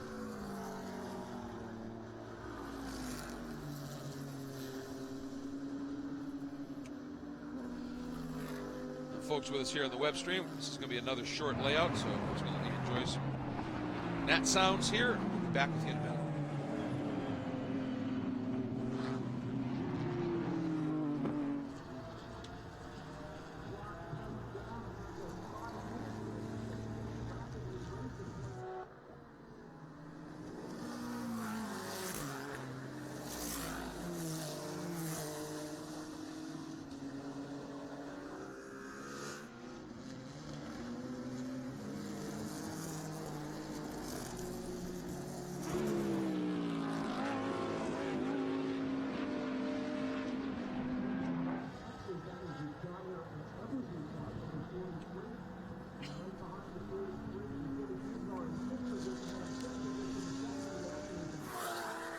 Spencer Pumpelly and Magnus Audi having a great run here at Lime Rock Park. The margin now up to almost 6 seconds in hand.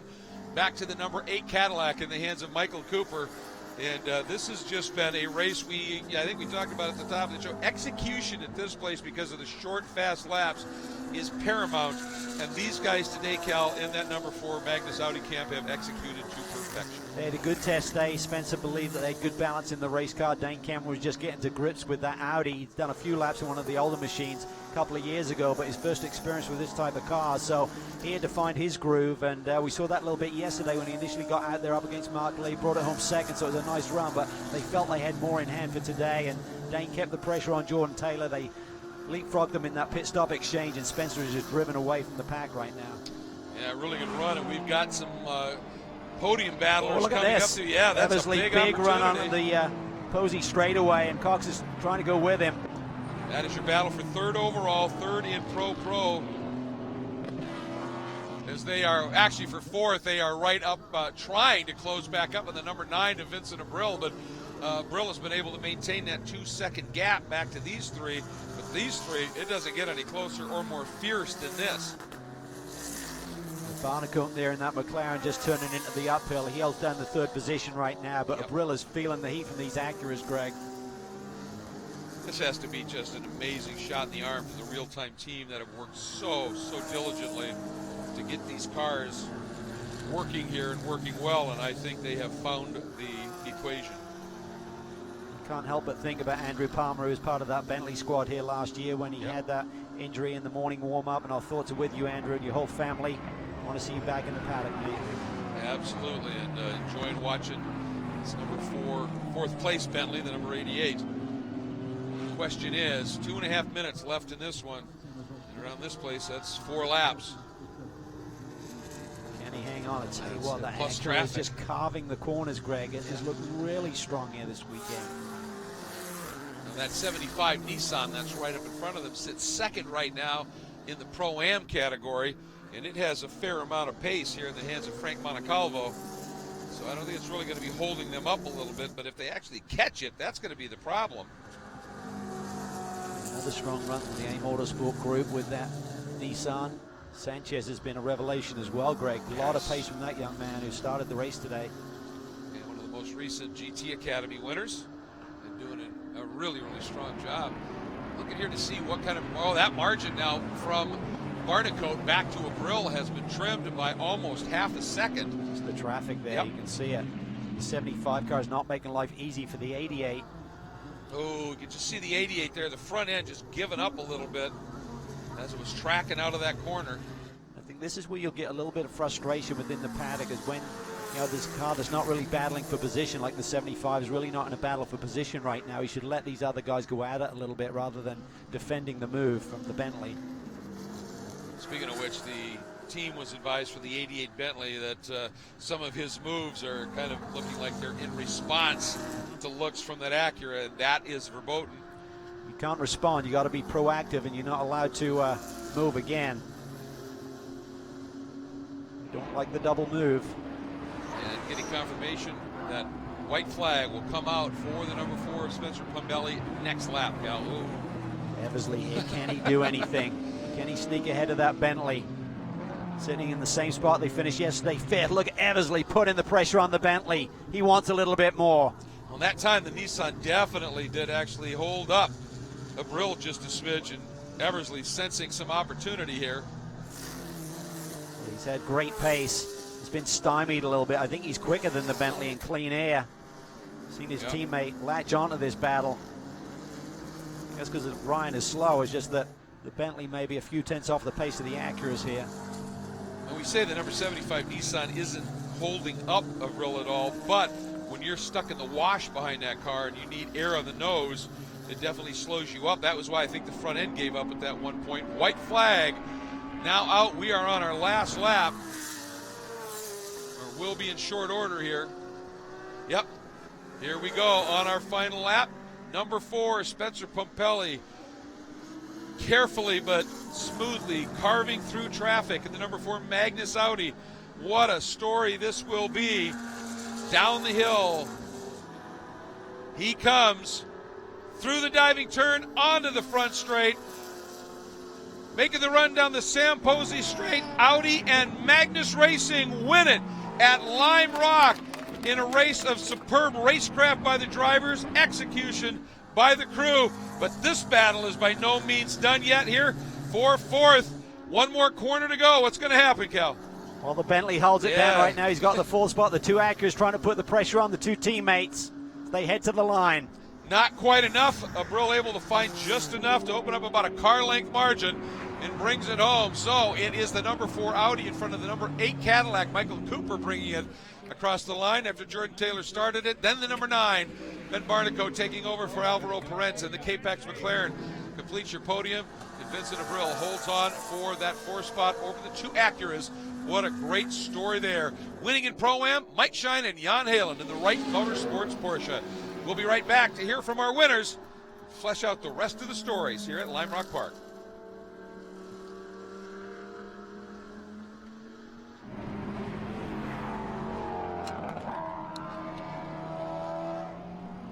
Wow, folks, what a race we saw. And I wonder if Spencer was so elated and enjoying and having so much fun. Oh, you know what? He's a donut guy. He's trying to find the right spot to do it. That's what he does. He loves to light them up.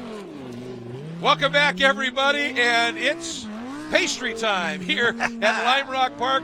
When Spencer Pumpelly wins, he's sort of taken over from some of the legendary donut guys like, oh, I don't know, Zanardi and Kendall, and he does them so well you can't even see the car anymore. And that's tough to do when you got traction control. Yeah, and it is, and it's tough to do at Lime Rock to find the space. He basically didn't come into pit lane, went down to Big Bend there and found that runoff area to celebrate. Now heading down into pit lane. Wow, what a great day for this team. You can see how much this meant. Obviously, Cal Magnus Racing decided to join this championship, put a toe in the water the last couple of races last year, decided to step in full-time here. Just fabulous what's been unfolding here. So some great stuff, and as we take a look at that, let's get back down to the pits and Jeff Lepper. Well, down here with our Pro-Am race winners, Michael Shine, Jan Halen, and Michael, what a superb drive. You're able to get around Tim Pappas there for the win. Yeah, great race. Jan drove like an animal. First stint, I think each lap he came by, it was one position forward. I only had to pass one car, and I'm happy we got it done. Were you able to stay out of trouble there at the beginning on, but great time turning it over to your co-driver? Yeah, it was just a fun race. Porsche and Wright Motorsports gave us a good car, and it makes the job a lot easier. So, good race, good points race. Happy for the team, and looking forward to the next one. Well, there you go. He's in here all year with Michael Shine here trying to get that Pro-Am championship, guys. I think Mike's very happy that he's got Jan Halen alongside for the season. Yeah, he's so strong, and the Wright Motorsports cars, 3 wins out of 4, and who knows what could have happened if Lieb could have survived that first lap run down into Big Bend. And having a look there is obviously waiting for Spencer to get the opportunity to head back over, and hopefully we'll have Jeff waiting for him. And, well, I'll tell you, what a drive by Dane. That in-lap was spectacular, and then Spencer got behind the wheel.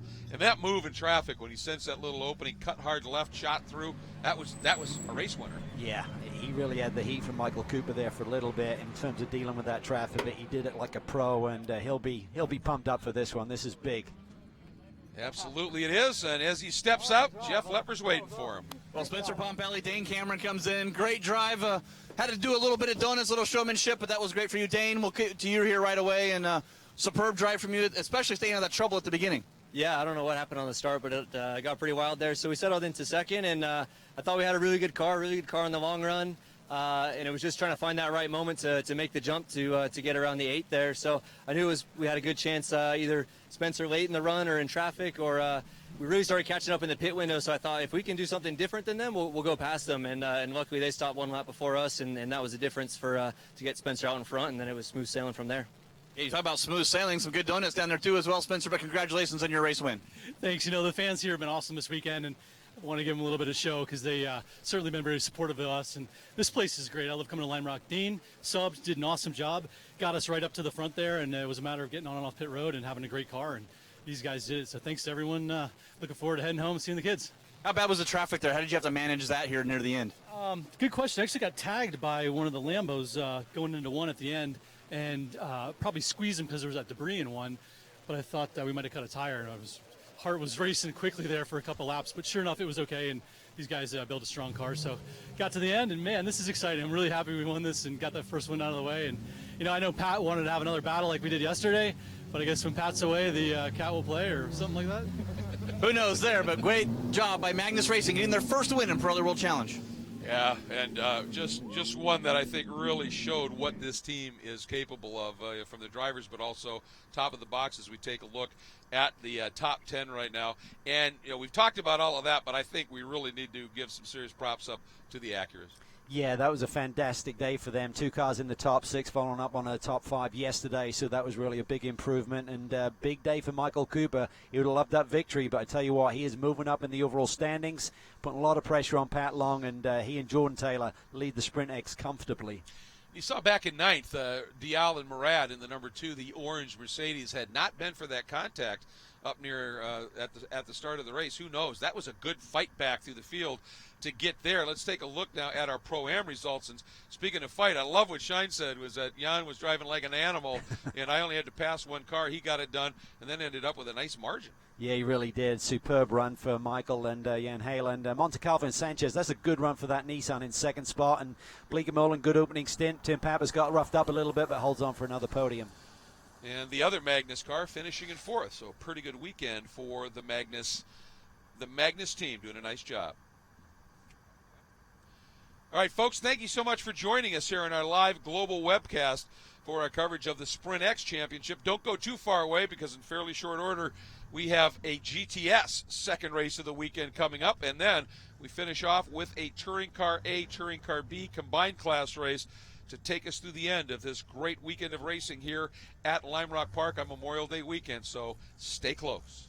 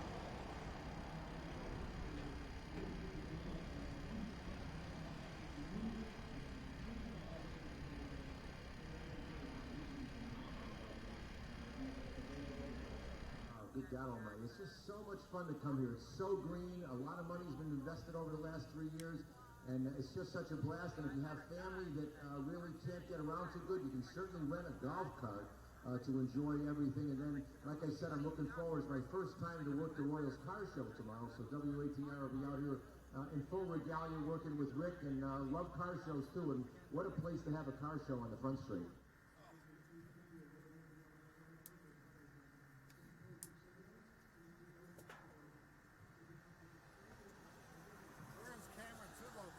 Camera 2.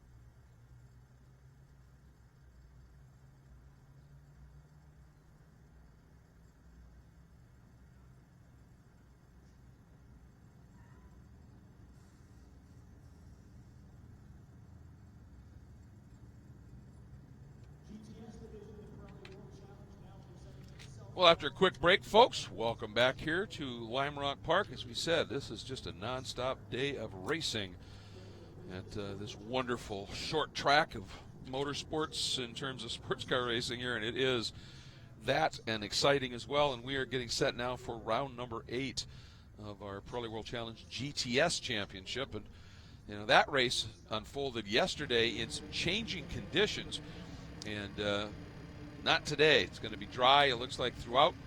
I'm Greg Kramer, Calvin Fish, Jeff Lepper alongside, and Cal, on my way into the booth here today, I ran into Chris Hall, and I looked at him, and you know, he just smiled, and he went, I thought for a while I had it, and he said, and then it started drying up, and he went, he said, maybe, no, I need rain, and it didn't happen. And he said, and of course, when you roll the dice like that, I didn't get on the wet a fast lap near the end of the race, so I'm going to be buried in the pack just a little bit. Yeah, they're going to be starting 7th, I believe, so 8th overall, but still a great run. They had to go for it. I think it was a great call to bring him in on that extra pace lap, and it nearly paid off. Yes. Just a little drizzle would have got them the victory, which would have been superb. Yeah, it would have been fun to see. That's a team that has been hard done by in a lot of ways this season, and it was a good run for them. So that's going to unfold. And of course, this now is just the standard sprint format, 50 minutes, one driver per car, and you know, I mean, they too will be using this, the alternate uphill or the climbing S layout of this track, and saw some really good racing yesterday. It certainly was a back and forth type of race with those the weather conditions. You know, the cars that started on the slicks, it was definitely dicey, but boy, it came good for them near the end. You know, today it's dry, just flat out, let's see who's got what. Yeah, it's going to be a fun one. I mean, Ian James so close to victory for Panos. Yep. Baptista getting Flying Lizard's first win in GTS competition. So a lot of great stories coming out of yesterday. The crossbows were quick once again, and obviously with their dynamic, they're a little bit slower down the straightaway, so it's all about track position. So see if they can get a good first, second lap here and be able to then show their pace. So I'm looking forward to this one. I think it's going to be interesting, too, because it's significantly warmer than it was yesterday. The crossbow is very light, and if there's an issue it has, I mean, it's, obviously it doesn't have straight line speed, but it takes longer to get heat in those tires. And when it was cold like it was yesterday and wet, there's just no grip generated. So you could just see those guys had been fast in the dry and just plummeted to the back late in the race. That speed was there. This is going to be fun to see. And, the Panos is used. I mean, this is going to be a fun one, I think. Yeah, I think that's the fun part about a doubleheader weekend. You can sort of like dust yourself off if you had a bad day and regroup for the next one. And if you're on a high, like can Baptista get sweep of the weekend, stories like that. So lots to play for. Championship is really heating up. Lawson got knocked off the podium for the first time this season. He's still not in trouble by any stretch. He's got a comfortable margin, but even so, there's some good things to chew on here today. And, of course, the fact that this isn't the last race we're going to be doing either. We've got one more after this, which will be the second of the Touring Car A, Touring Car B combined races. So we're going to finish with some touring cars. And I'll tell you, if it follows the form of the touring car races we've had already today, that's going to be a lot of fun as well. Here's a look at your pole sitter, Martin Barkey, getting in race mode here as we're getting ready to go. And as always, the second race of each category is the one that goes to CBS Sports Network. So we're building the show as we go. So once again, you might be hearing the odd layouts as we're talking to producers. We just always want to qualify that for you. But what a glorious setting here. And I've said before, I mean, there are some amazing venues around the world in terms of where they lie in terms of terrain and the like, but this one truly in a park, and you just feel that when you're here. And there's also, unfortunately, a reason that it's so green and vibrant here. You do get a lot of weather like we had yesterday, but when it comes good on a day like today, it's about as nice as it gets. It is. It's a warm and fuzzy feeling when you drive in here. It feels really comfortable. It feels right. They've maintained the character of the circuit and the facility. Such as Sam Posey's design of the building you're looking at right there. Everything fits. They haven't changed too much. It fits New England, doesn't it? Yeah. And what I like too is that they don't have areas that are cordoned off with parts of the track where they have huge motorhomes that show up. It's still campers and tents, and anybody can get in here. You get here soon enough, you're in, and you've got a spot. And we've talked about it a few times already today. This crowd here, I mean, obviously it was packed yesterday. But with this nice weather, people have sensed something special's going on here, and it may be that road to 60. Knowing this is a gem to the locals as well, and they know that this is a neat little place, and they have come out big time here. Well, it's unique in Lime Rock that you can't run on a Sunday. Yeah. But it's almost a great way to kickstart everyone's holiday weekend. Yeah, that's a very good point. And of course, I remember back in the day when you'd run Friday, Saturday, Monday, and on Memorial Day weekend, it was actually magic because they'd set up these huge pavilions in the paddock area and have big screens, and you could watch Monaco, watch Indy, and see everything unfolding. And it's just a very special place. And one of the things that I like about it is it's a little bit of a step back in time as well, because like the places we're staying around here, it's not the big property hotels. It's the little inns like it would have been a long time ago. But you don't complain. You don't, because it's part of the business. So yeah, you're right. It's a pretty magical place, and it's about to come alive with GTS machines here in fairly short order.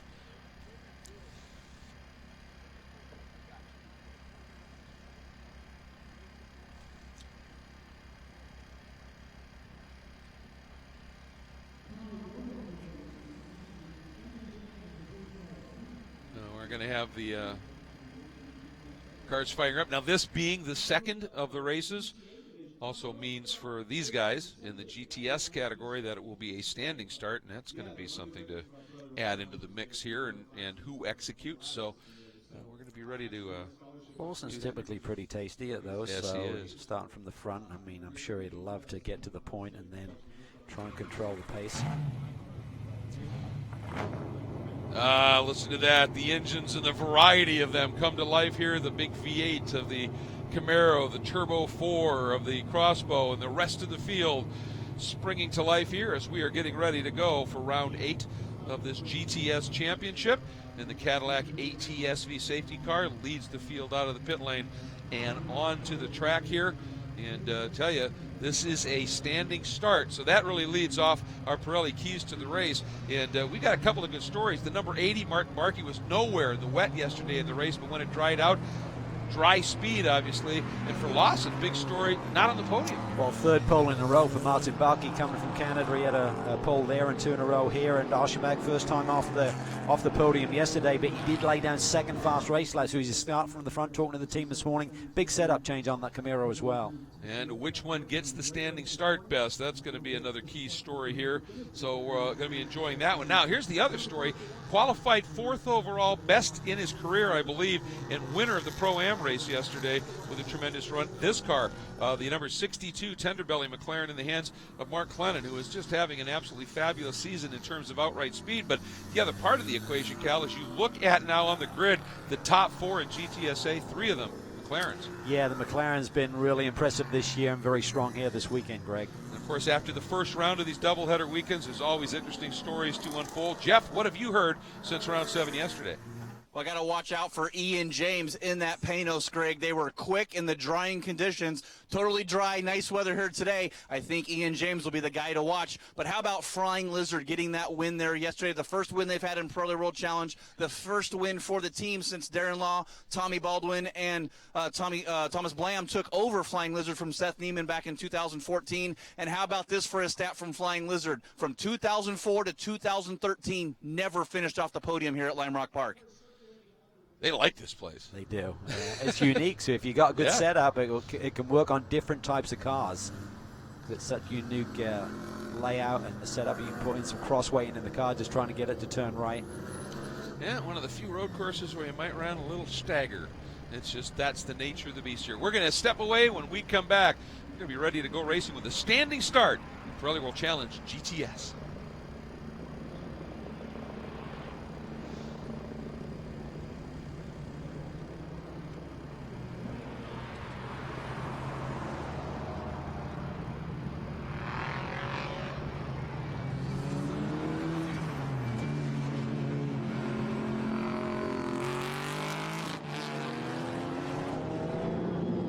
Again, folks, just laying out here for our CBS Sports. We're going to come back real quick here, so we're going to just heard a call from the safety cars saying that the field lagging way, way back, and I think they're just more interested right now in scrubbing those tires clean than they are in staying that particularly close to the safety car because they're coming up for a standing start. Not a lot of marbling out there. And I'll tell you what, that's probably down more than anything to the course marshals here. These corner workers, you know, they don't just stop when the racing stops. When you've got marbling and the like, they get their brooms and they get out there and they try to sweep open a little racing lane. So kudos to them. So we're going to pause. We'll be right back with our coverage from CBS Sports. Welcome back, everybody. The field coming up and getting ready to assume their positions for the standing start in GTS. Let's take a quick look at our quad box featuring our Replay XD cameras. A number of the cars carrying them, and we're going to be able to bring you some great onboard shots courtesy of the high-quality images of Replay XD, so big thanks to them. And Martin Barkey coming down here. This is an interesting study, Cal. Standing start, big, heavy Camaro with a big V8 in it, light crossbow. And launch, I mean, everybody's got, look at the variety in this first 5 cars, all different. They all launch differently. They will, and they all know track position is so critical here, particularly for the crossbow. It doesn't have the straightaway speed of the majority of the field, so for Martin Barkey, Anthony Mantella, and the rest of the crossbow runners, they really need good starts here. Barkey was super frustrated on home turf to just get swamped with a very fast race car there in terms of the raceability of that crossbow. And I think he understands. You look at what Nico Jamin did at VIR. He understood I have to lead that lap so I can get the gap. If I don't, it's going to be a long day. So Martin Barkey's going to do everything he can to lead around on the lap. Look at the variety in that field, and just a great field in terms of depth of driver as well. And watch those boards you see on that guardrail off to the left of the screen. Those black boxes, we're at the 5-second points. You'll see the little red lights in the back when they come on. All right, we are ready to go. Revs coming up. It's time to go racing. We're green. Oh, Barkey, not a good getaway. Baptista through the middle. Clennon goes with him. What a start for Rodrigo Baptista, taking the lead after victory yesterday. Oschenbach swings around the outside, slides into the second position. Yeah, I think Oschenbach realized I don't want to let Clennon get in there as well because I could lose touch with Baptista. But look at this. Barkey has dropped all the way back, as I see it, to 6th spot right now. Yeah. Disaster for our pole sitter. He needed a good one, and he got a bad one. And Ian James taking advantage. He's still right there in that 5th spot, but Nate Stacy was the other guy who absolutely got a tremendous launch. Starting in the 6th spot, he's up in the 4th. Look at that Camaro. A little bit dicey there in the uphill. Did a big setup change. Oh, Bell is off. Well, I'll tell you, these last couple of races have just kind of gone wrong for him. Looks like See, damage like to the front nose. has been center punched. Lawson struggling with the balance here. They made a big setup change. I'm not sure it's working for Lawson Oschenbach. Look at Baptista. He's Gone. just gone. I think some of that is because he's hooked up and Lawson isn't. Glennon looking to the outside and sweeps by. Oh, and here comes James. Oh, for Ian. He's going to have the inside of it. Just hang at the flank of that Camaro. He'll have the inside line for the next one. He does and clears him. Boy, he made that work. Oschenbach struggling here. Yeah, this setup change, they made the big change, but the problem is they haven't had a chance to test it. They didn't get a warm-up session or anything, so he's just trying to figure out, I think, what that Camaro's doing right now. Yeah, he's hanging in there. He'll settle back in. He's a pro. He won't get ruffled by this. Boy, but Rodrigo Baptista, who won yesterday, is gone right now. You just see him flash out of screen. And we're only completing lap number 2, such is the speed that he's got here at this stage. He was so impressive yesterday in those damp conditions as well. Spoke to Thomas Blam and the Flying Lizard group this morning. They said we tested with him in the wet and he was just sensational. But look at the lead he has after a couple of laps. Look at the official margin here. 2 laps and he's up over 4 seconds already. That's just spectacular. But look at Mark Clennon in that tender belly McLaren from KPR. That's Clennon Performance Racing. It's his own team. And what a weekend he's having. Perhaps a breakthrough weekend here. And doing a great job. His wife Jamie at home watching, and I know she's so involved with this Racing for Paws project, and she's got some local rescues, pet rescues in the area that Mark has been doing a lot of work with here in Jamie's absence. And just fantastic. And, I was just going to say, looks like Lawson may have already started to get a little bit of a feel for that Camaro. Yeah, he does. It looks like he's settled down a little bit. Ian James looks to the inside, takes it in deep into West Bend. Clennon jobs him. Totally legit. He wasn't clear. Yeah, the rule on that is if you're established on the inside, then if you get turned in on, but if you're not quite there, and Clennon looked, said nope, not close enough, and turned in. Now James showing the nose, not quite close enough. Panos has got strong straightaway speed, but all season long the McLaren has had it too, so he's not going to have a big advantage there. Lawson definitely settled back in now, dialing that Camaro in. James, you can see him just working. He's trying to get on the flank to get the inside for the next right-hander as you finish off the S's on a no-name. Up front, Baptista now 6 seconds clear. He's just in a different time zone right now. Big move from Mantella too. Yeah. He had a great start there from the 10th position all the way up to 7th. Now make that 6th, I believe. Well, Mark Barkey has dropped back to 14, so I wonder if he doesn't have some sort of a problem, perhaps. So he's just completely faded to the back. Maybe he was the one who got center punched by Bell. Oh, that's a good point. They're around the same position, I think. Good look at George Kurtz. And George Kurtz in that CrowdStrike GMG McLaren, that red and white machine, is our Optima Batteries best standing start winner. Most spots moved up in the opening lap, so nice job by George Kurtz, who's also really been on form here, and that start has brought him up into 2nd in the AM category. Clennon leads it, but Kurtz a good run into 2nd. Chris Hall, and Chris Hall started way back in 12th. Cal, he's up into 8th already in that 077 Volt Lighting Ford Mustang, so he too had a great launch. So impressive in the damp conditions yesterday when he switched the wet tires. James down to the inside, nice move. That was late, but gets him clean. A little bit of a touch there. Clennon had to jink out of the way. And it almost let Oschenbach through, but couldn't quite make it happen. And Kurt's having a problem in the back of the pack running wide as well. So action's starting to pick up and heat up here, but Ian James through and into second. The problem is with Ricardo Baptista up in front right now, we have to see if James can close up a sizable margin of almost 10 seconds. We'll find out if he can when we come back to Lime Rock Park.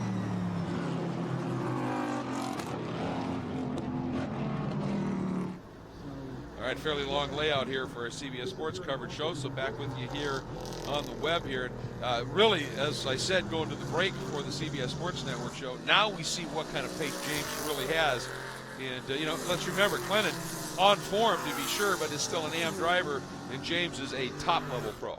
Yeah, I think the Panos is quick, whether he's got the pace of Baptista, plus Baptista has that healthy margin, as you said, over 9-second lead across the stripe on the last run through. So this is what Ian James, Tom Milner leading that Panos charge are really looking for, some clean air, and see what the balance is like in these ideal conditions here this afternoon. Baptista's fastest lap so far today is a 57 flat. See how Ian now on a clear racetrack can respond. 57.1, so he's got similar pace to Baptista. The problem is by the time he's cleared that group, he's now 9.2 seconds in arrears. What an opportunity for Baptista. We've seen the speed, but he came in here 6th in the points and almost 50 points or more behind Aschenbach, but a lot closer in terms of 2nd, 3rd, 4th in this championship. And so opportunity there. Now we get to see. And with every lap, it looks like Lawson is getting more and more comfortable with what that car is going to offer him in that Black Dog Camaro. Yeah, I think Clennon's going to feel the heat for the rest of this race. I thought I saw a little bit of smoke from the tail end of that McLaren there as they went down no name, but for that, certainly the McLaren has had some turbo issues throughout the first few events of this championship year, and they've got a remedy for that, but not all of the teams have yet put it on the car, Greg. Yeah, it's just a little bit involved from what we hear to get to that turbo. It's a long, long job to get in there, and you know, especially if the problem occurs during the course of the weekend, and you're in a very, very short, tight schedule like this. Sometimes you just don't have the time to make that change. Ooh, Lawson there, try to tuck it in. That was tight. So easy when the car's fully loaded. If you just brush that rear fender, you're going to turn someone. That's what Lawson can't afford to do, is to get an avoidable contact penalty. He's got to be patient here.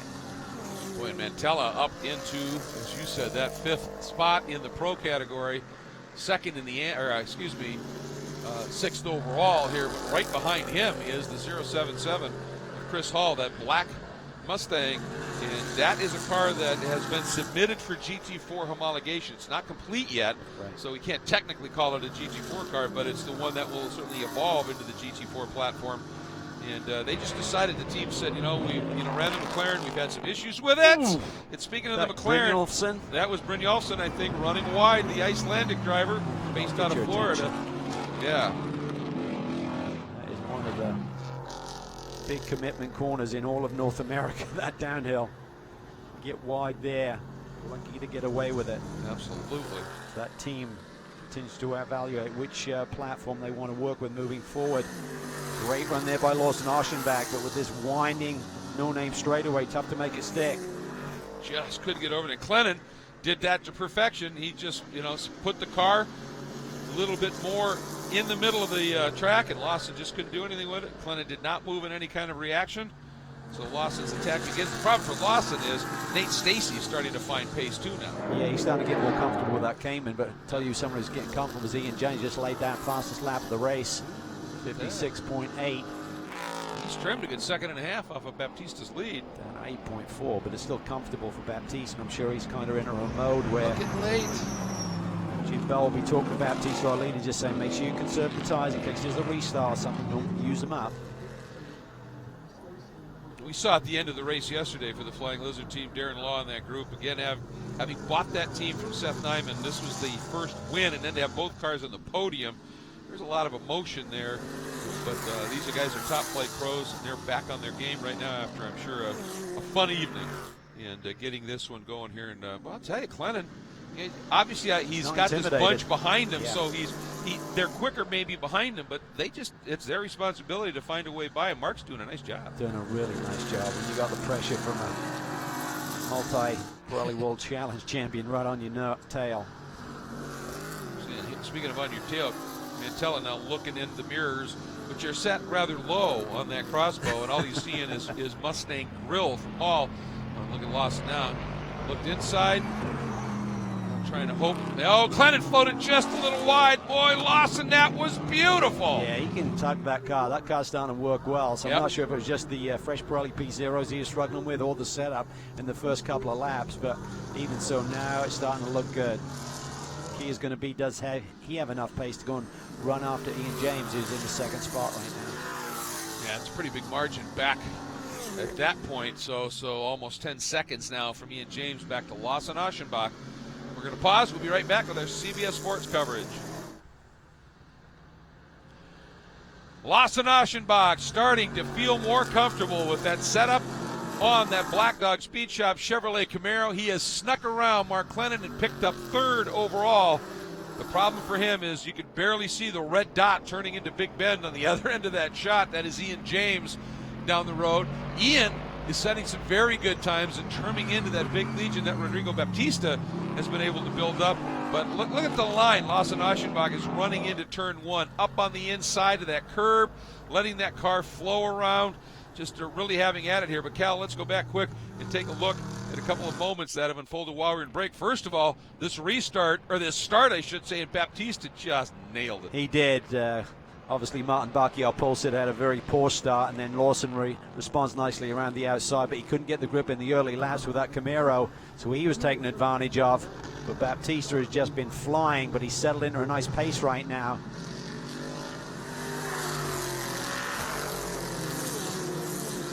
Stacey had a good run there, up into the fourth spot, putting the pressure on Clennon, and it was Ian James who's making his mark felt. Makes that move on Clennon into the uphill. Takes away the second position. And Clennon just gets in really deep, and Aschenbach has got some grip in that Camaro today. He tucks it tight, trims the grass, and takes second spot. That was sweet. Just swung out wide, and as soon as Clennon, that little bit of an opening was through, and he's begun now to be able to ease away just a little bit as James continues to trim into Baptista's car. I'm not sure how much that's pace for James or Baptista is just easing off, making sure he's saving those Pirelli P0s. But now you drop back to fourth. Clennon still having a superb run for an AM competitor here, fourth overall, but Nate Stacey and Anthony Mantella are starting to really amp up the pressure. They really are, and so impressed with Anthony Mantella in terms of his maturity over the last couple of years. He's really found a good home there in that crossbow chassis. Team is working well, they're executing, and Anthony's enjoying his racing and showing tremendous patience. And what I like about it is they never forget that racing's fun either. That's a happy paddock. They really, make sure that the crew and everybody are enjoying themselves here. But there's no more enjoyment better than leading big, and Rodrigo Baptista continues to do that in that Flying Lizard number 3. Ian James continues to just keep knocking out high 52nd, 56.8, 56.9 lap times, and trims it. But I think you're right, Greg. Baptista is just controlling this. Very experienced team at Flying Lizard Motorsports. They're going to have Jim Bell on the radio, their engineer. Oh, that was a bit dicey. I'll make a move on Bill Ziegler there into the downhill. Not the best spot to make that move, but they'll just be saying, pace yourself. Make sure you keep those Pirellis underneath you, even though Ian is trimming into that lead. Yep. Make sure if there's a reset, a restart, a caution, you haven't used your tires too much. I like that Rodrigo showing the nose, thought about it because was really going for it, and then it was like the alarm bell went off. I think in his head. It cost him a second, so that lead is now down to 6.1. Yep, so the guys in the Flying Lizard pit up in the box are going to be on the radio to him going, don't try that. You got a big lead. You lost over a second. You could have just breathed it, lost a tenth maybe, and shot through. And James continuing to put down some superb laps. Yeah, that's down to 6 seconds now? Yeah, it is, and some of that was that bad lap for Baptista. Lost over a second in trying to get around Ziegler there, but even so, Baptista's lead is being erased. It's nice and comfortable right now, but you need to sort of like lay a marker down to Ian James saying, I can respond if I need to, so it's up to you if you want to burn your tires down trying to get to me. Not literally, but just taking the sweetness out of them.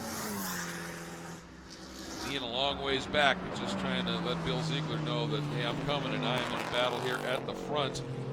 So just keep that in mind as I get up to you here. Two leaders just ran almost identical laps, 57.3 range. Everyone else in the 58, mid 58. So the leaders have a full second on the majority of the pack, including Lawson Aschenbach, who sits there in the 3rd position right now. Oh, Baptista's off. Wow, I think that was Here by comes himself the James. lead. There goes Ian James sweeping through. Baptista went for a ride through the S's. Don't see any traffic involved. He'd already cleared Bill Ziegler's car, so he's by himself. Yeah, that's puzzling. Here's another look at it. We just got get into wide, hot. gets in the gray. Grass is not as wet as it was here yesterday, but even so, just got to be careful. Can't charge across here without the nose digging in. And there you see Ian James coming through the S's. I bet he can't believe what he's looking at. Yep. And Baptista just couldn't gas it because it was just going to light those rears up and around he'd go. So huge developments here at Lime Rock Park in GTS. Ian James in the Panos Avezzano GT out in front.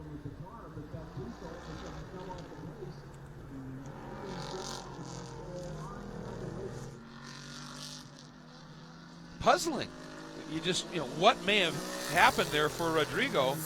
Well, you're leaning on it, and if you just miss your turning point there into that left-hander, Greg, and you get into the gray, a lot of marbles out there. We've had a lot of racing here today. Haven't had a great opportunity because the racing is so tightly packed in terms of the schedule, and you're just out in the gray, literally, and you just couldn't get it turned in, and the corner just keeps coming at you. Next thing you know, you're on the wet grass, nowhere to go except for the ride. I think you might be spot on. Is just you hit those marbles, and it's not going to go. And now Baptista once again has to try and figure out how to get through on Ziegler. And he's going to get the run down to the inside here into Big Bend. And if Baptista was managing things, not anymore.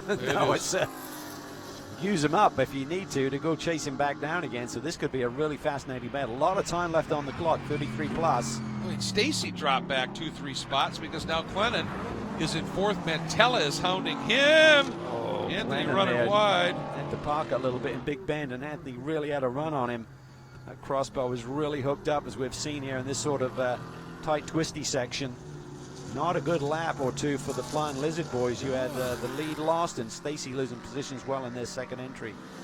Well, Mantella thought about trying to get down to the inside at the exit of the right-hander that leads onto what they call no-name straight here. And Clennon now realizing he's under attack. He's in full protect mode. Hall, I don't know what happened with Stacy, but now Stacy trying to figure out a way to get back around Chris Hall. I think Clennon's lost the balance a little bit in that McLaren. He's having to really park it in the uphill to get through there, and unfortunately for Anthony, can't really take advantage of it in that section of the racetrack.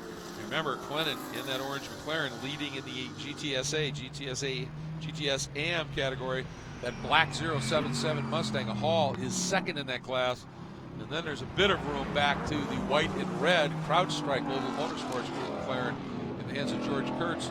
Interesting here, Barkey had dropped back at one point to 14th. Cal, he's up to 9th. Yeah, he's rebounded. Yep.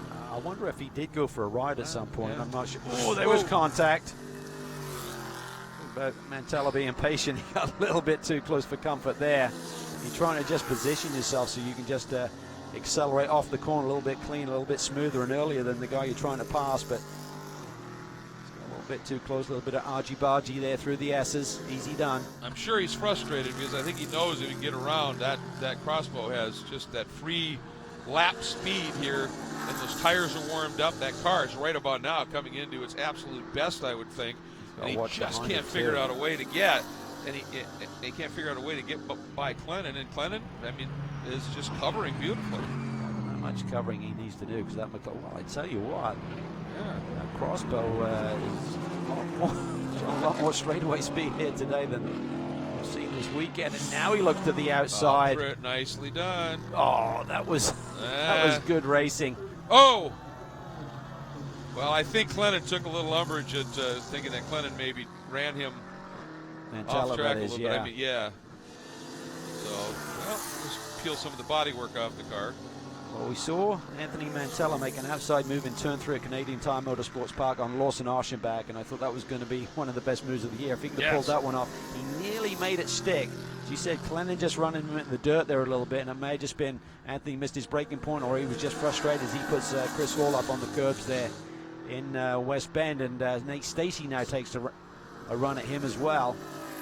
Yeah, Hall had to cover that as he tried that move, got the door shut, lost his momentum.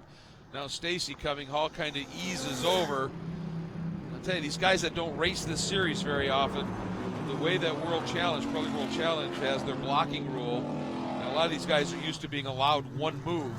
And in World Challenge, it doesn't work that way. It's no move in response. And it's funny. We heard a warning from race control to the 8 after that tap. Yep. Nothing after this last move here, and I think it's because they also sent out a warning to the 62 of drifting across and not giving him racing room. So they decided that one, well, that's pretty much karma. And right there in the start of the uphill, and that McLaren just can't roll speed. And that's where Mantella has it, but he can't do anything with it because you then got the charge up to West Bend. Now the question is that bodywork that was peeled off the front of the crossbow, Cal, how much effect is that having on the arrow on the nose of that car? Well, you'd have to think it's making it a little bit dirtier and not as clean cutting through the air. I'm actually really impressed that this crossbow was hanging with the McLaren down the straightaway. We haven't seen much of that this season.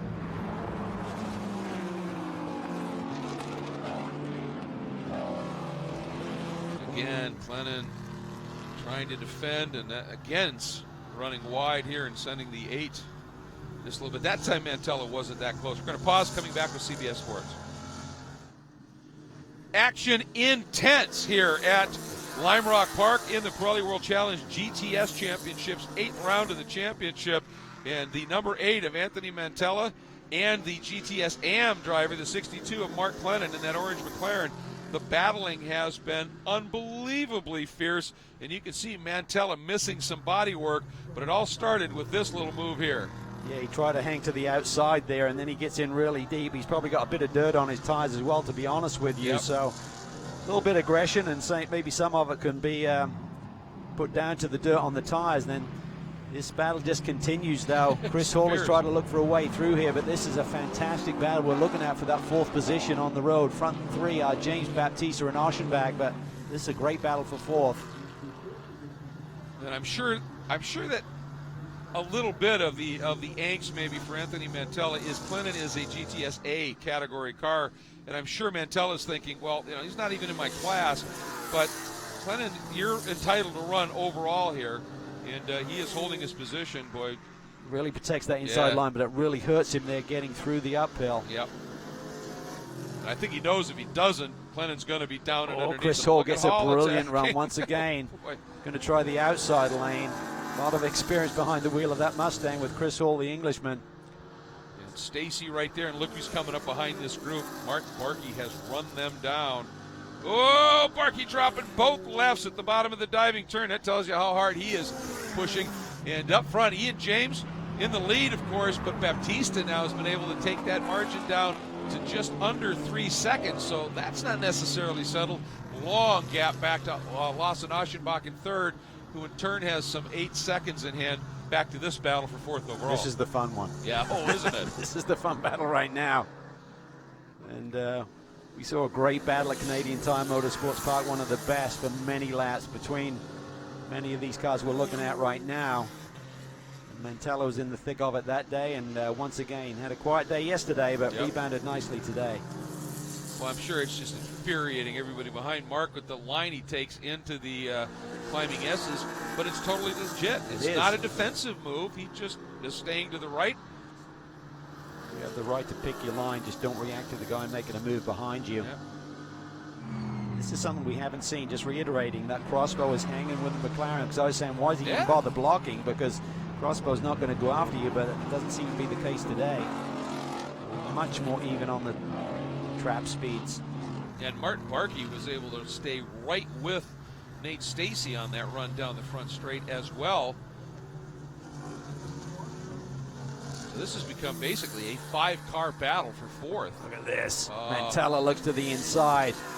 And there's a little kink there down No Name. Clennon to the inside.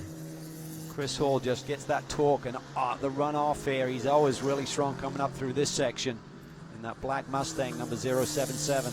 All right, a little bit of traffic coming up for these guys to deal with here. See if Mantella can use it as a pick. What I was going to say, obviously he's incredibly quick through No Name, Mantella is, and into the climbing S's, but because of Clennon's line, I think it might be wise for Mantella. He's got a little margin overhaul next time to back off a little bit, square up, and get more drive out of the turn in up the hill? Yeah, I think he does. Oh, Glennon really sideways. He loses it. Goes to the inside. Does he keep off the fence? Yes, he does. Just. Ah. So Mantella is clear now, up into the 4th position. Glennon drops back to 3rd in GTS-A. Here's another look at it, Cal. Just takes it in real deep. Swings out wide, gets in the grays. Already got the yaw in the car. Just can't quite hang on to it. So Hall sweeps by, and now Alan Brynjolfsson has even snuck by while Glennon was, I'm sure, had moisture, grass, flag on those tires while he was trying to get it gathered up, and Alan Brynjolfsson in that Volt Lighting McLaren has been able to sneak through. So suddenly Glennon fourth. Smoke on the Panos, our leader. He's slowing. It's gone. Baptista's just going to sweep by here for the lead. Oh, what a shame. Yep. Yeah, that's not gearbox or diff. That's right out of the pipe. Dramatic couple of laps here. Is he giving it a run, though? But boom, right there. Wow.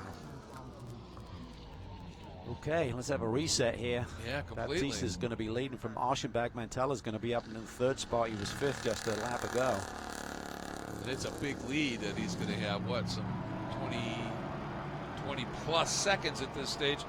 So, your new leader, your old leader, Rodrigo Baptista for Flying Lizard up front, and maybe an opportunity to get a 2nd straight win, but lots of racing yet to go. I think I saw that smoke coming out of the exhaust pipe, so Ian James, who can do it, cruise at the front of the field, and then the motor.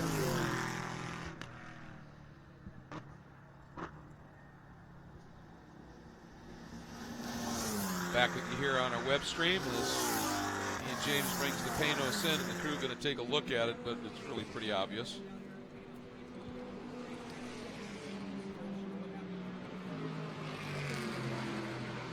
Great group here, working really hard on developing this car, and got it in a nice place. They were leading here today, legit. Ian will jump out, he knows the day is over. Disappointment, but they'll rebound. Oh yeah. This is a development program.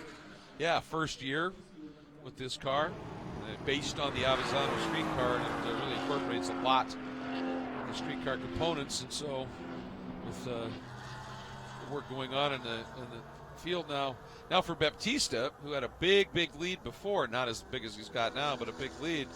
I mean, you sometimes wonder, when you get those big leads and you back off a little bit, you're trying to conserve or whatever, and that's when you make those little errors and the like. His mindset right now has got to be just focus. Yeah. Hit your marks. It's been a hairy enough day already. Let's just try and bring this home and sweep the weekend. Barkey there trying to clean off his tires as he's right behind his teammate now. McLaren's there, 3 up running. Linestone, Tony Gapel's there. Nice charge here on race day as he tends to do. Yeah, he's a great racer. He admits I'm not always the best qualifier, but boy, he gets in the car and at the end of the year, the awards of most cars passed during the course of the season, Tony tends to own those. He loves to get out there and race. And so it's Baptista and Aschenbach and Mantella. That's your top 3 overall, top 3 in pro. And Chris Hall running 4th in that 077 Volt Lighting Mustang.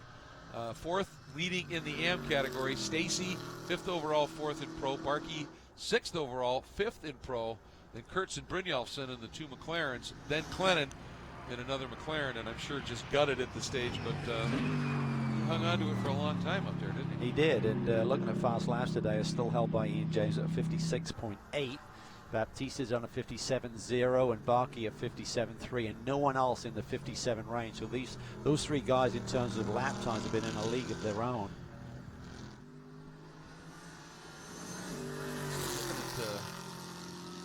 Barkey's best at 57.3.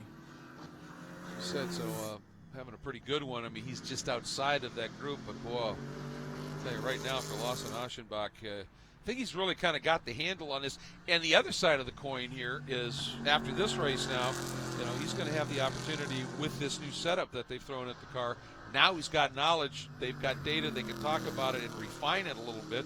It'll be interesting to see what happens when we get to the next round of Road America. Yeah, Ray Sorensen was saying we're kind of going into the unknown here with the setup we're throwing at it for the race 2 here at Lime Rock, but as Lawson does, he settled down, didn't have a happy race car there for a couple of laps, but now he's in a strong position as we watch our leader through the uphill. Interesting here, though, Mantella's last lap was 0.4 quicker exactly than Lawson Aschenbach.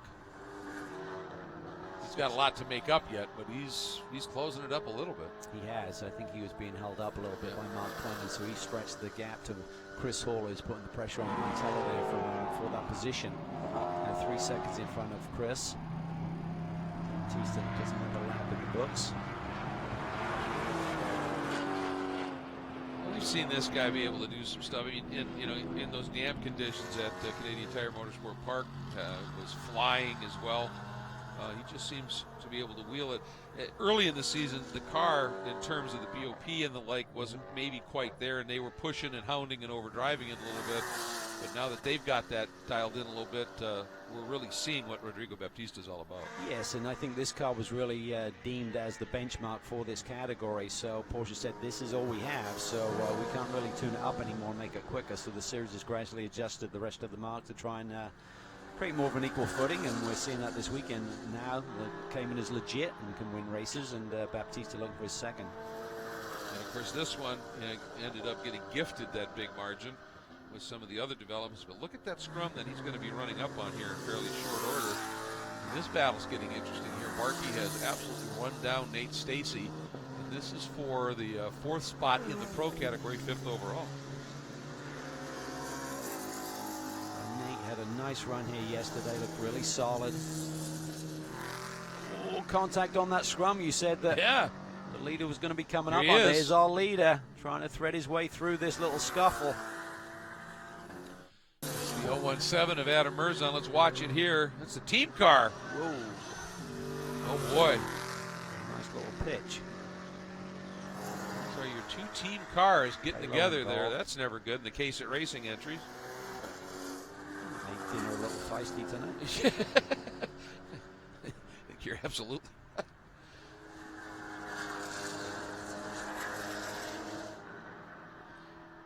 Welcome back, everybody, and things continuing to be close fought here, for lack of a better term, at Lime Rock Park. You are looking at the 2 Case-It Racing Porsches that are having a good run, a little bit back in the field, but contact between the 2 team cars, Cal. Yeah. 018 of Castles gets down to the inside of Merzon and pitches him. Ari Balo's right in the mix there as well, and here comes our leader.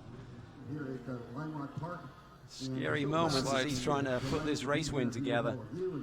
Absolutely. So there's Adam Merzon's been able to gather it up, and I think I don't know if it's actual damage or it's just scuffs on that wheel rim, but looks like it's got an odd wobble to it, but it may just be scuffs on the wheel rim. But Baptista, another heart in the throat moment, was able to sneak through. Yeah, the S's have been his problem area today. Went for a ride in turn 3 by himself, and then had to come across that one and thread his way through. See if he was able to maintain that margin that he had. I don't think Aschenbach has got anything for Baptista, certainly in terms of lap time. He's about a second off the pace, but once again, he does what he does best. And for another podium, if he can get it, Aschenbach, that'll be his 7th on the year out of 8 races. Just missed out in the first race here this weekend for the first time. Oh, Halo's car is off to the side there. I didn't think he was part of the contact, but something has happened to that machine. I thought he kept going, so I'm not sure if this is a lap later that he suddenly parked it. Oh, and because of Balo's car, we have a full course caution that is going to be brought up. And no real choice where that car was sitting here, partially on the track, and it's a dicey area to start with. So the Cadillac ATSV safety car staging at pit out. We'll pick up Rodrigo Baptista.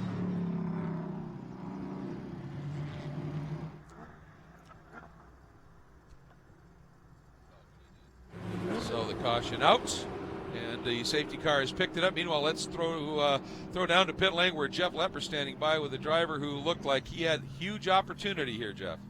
Sure did. Ian James walked away from the pits here with his head down, very frustrated. Talked to Tom Milner, said they had a slight miss in the engine and something failed inside. No fluids or anything, nothing broke. Just don't know what that failure was. They'll go back and investigate it. Still trying to get this Panos up to speed here and looking for that GT4 homologation as well. Absolutely. It's a car, obviously, Cal, that's got an awful lot of potential. Yeah, it's been nice and progressive in terms of their improvement. Each weekend they get a little bit stronger.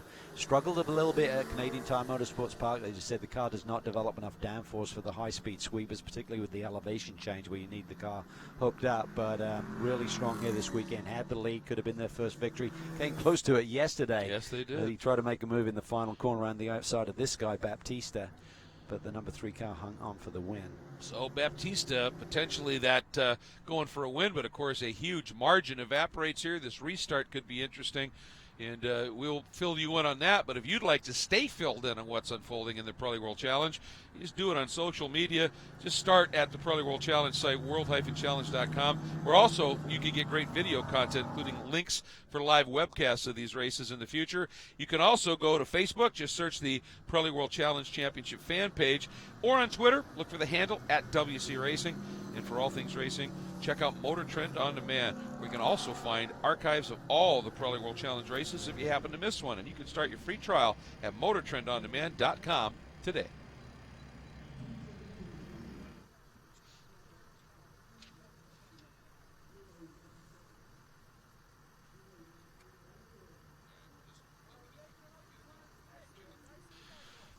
So, things get curiouser and curiouser because Lawson Aschenbach starting to really feel what he's got in terms of the new setup on the Camaro. Anthony Mantella has been real quick.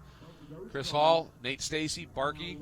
This race is just taking on a whole new dimension. It's just a matter how much race time is going to be left. Have a nice little reset here. Baptista seems like he's got enough pace that he should be able to maintain the lead, but you never know. Looking at the lap times of that next batch, the fast lap from 6th through 5th, you got Aschenbach at a 58.03, Mantella at a 56.06, Hall at a 58.16, Stacey at a 58.03. So they're evenly matched, so that should provide the platform for a great little race. Yeah, going to be a lot of fun, I think, when this one gets going again. And then you got the two teammates in the Case It Racing Porsches, which may not be the best of buddies right at the moment. Yeah, I'm not sure they're mates anymore, but same team. Their teams. Good. Well said. Well said. Sorry, Balo's BMW. Again, they've started the season. They had an Aston Martin that they would normally be running, but in a testing incident at Canadian Tire Motorsport Park shortly after Virginia International Raceway, the car was comprehensively damaged, and they brought out the old BMW, and frankly, have been giving it a really good run. Yeah, had the win up in Canada, which was really nice. Nice little bonus for that team, having to work hard and regroup. Look at that. Yeah, McLaren's in the AM category, sitting in the 2nd, 3rd, and 4th place, and then Tony Gaples right behind them. Well, there's one car in between he and that group, Ziegler. And so the problem for those McLaren guys is now they got Chris Hall, who may, in his push to move up through the pack, may have put a little bit more heat into those probably P0s with that Mustang. Well, now he gets the opportunity to get that heat cycle on him, cool him off, and go after it again here. He's got to be thinking about the class run as well, so how much is he going to put on the line here to get that position around Mantella? But he's a keen racer, and keep digging. There's a look at Gaples. The second of the Black Dog cars.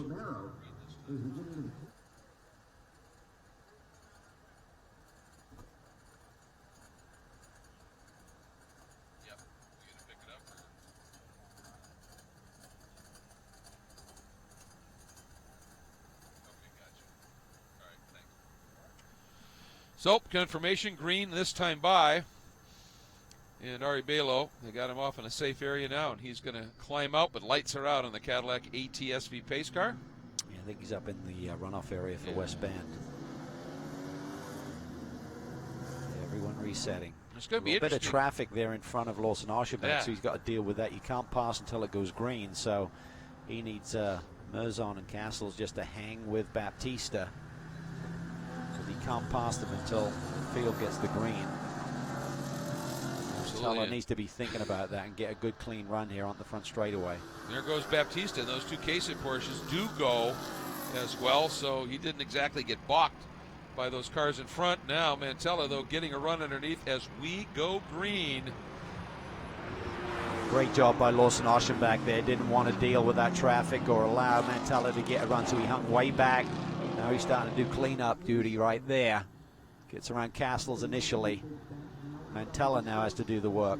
Boy, Oschenbach working his way through those cars, Cal, trying to do it without doing anything to that Camaro. Mantella dealing with the same type of pressure here as they are working up and through and heading into the climbing S's. Stacy putting the heat on Chris Hall for position as well. Big stack up there into the brake zone.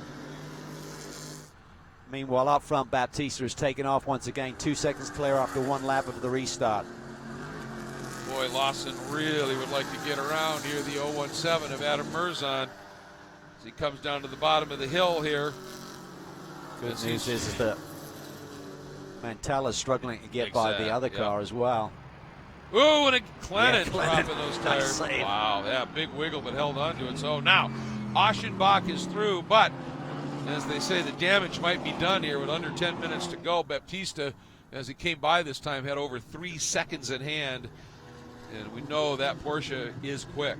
Mantella's really struggling here to deal with this traffic. Really hurting his ability to put pressure on. Finally, he clears. And Hall coming right with him. And Stacy now getting around the 018 of Castles as well the whole field. Barkey able to sneak through. Look at this from... Oh, Stacy gets it a bit wrong. Excuse me, Barkey gets it wrong as Mantella and Hall get together there almost. Kurt's trying to come up the inside of Martin Barkey. I don't know if Martin saw him. See how they all are able to slide through here, but this is Chris just Hall is clear. booked. Oh, he goes to the outside as the 017 goes to pit lane. So Chris Hall up to third overall and first in class. Mantella's getting swamped here. Barkey, his teammate, wings up, elbows up. Absolutely. Trying to work his way up and through as well. Kurt's right behind him, that bright fluorescent yellow Volt lighting. McLaren in this mix as well. Alan Brynjolfsson doing a superb job sitting in third in GTS-A. Mantella just got marbles on his tires and they're just struggling for grip here, but he definitely doesn't have the pace that he had earlier. He's trying to regroup now. Well, we've talked about how light these cars are under that long caution because those tires have cooled and it just takes them longer to get heat in them. Certainly, and we saw him having a really scramble to try and clear that traffic. He may have tried to make some outside moves and just get in the outside gray line where you're going to pick up the marbles and dirty those tires up. Takes a while to scrub those off again. Kurtz took a look at Mantella, couldn't quite get through, and it slowed Kurtz up a little bit, and Brynjolfsson was right there ready to try and pounce. Good day for Chris Hall. So impressive. This team will be loving life here, running this Mustang for the first time. I've seen success in other championships as a really solid platform. As you mentioned, Greg, doesn't have the full GT4 homologation yet. Meanwhile, look at Barkey attacking on Nate Stacy. Now Mantella, I think that those tires are up. He's right back on it again here. Be interesting to see what they can do with Nate. Mantella and Barkey always seem to find themselves in the same area of the racetrack in most of these races, but they've been pretty good between teammates. Some contact between they and other cars. Not a lot, but just good hard racing. But the two teammates seem to have kept apart. And Baptista right now, just to keep you up to date. This margin last time by was a little over 4 seconds, and it's a little more. Now almost 4.7 seconds clear of Lawson Oschenbach. But the same margin back to Chris Hall in third, leading in GTS-A, and then this scrum behind him for third, fourth, and fifth in the pro category. Kurtz in that red and white CrowdStrike McLaren just behind this group, still hanging on over Alan Brynjolfsson. Yeah, both those guys, Kurtz and Brynjolfsson, are having really good days, really strong days. Yeah, that they are right now, sitting in the second and third spot in the Pro-Am category here at Lime Rock Park.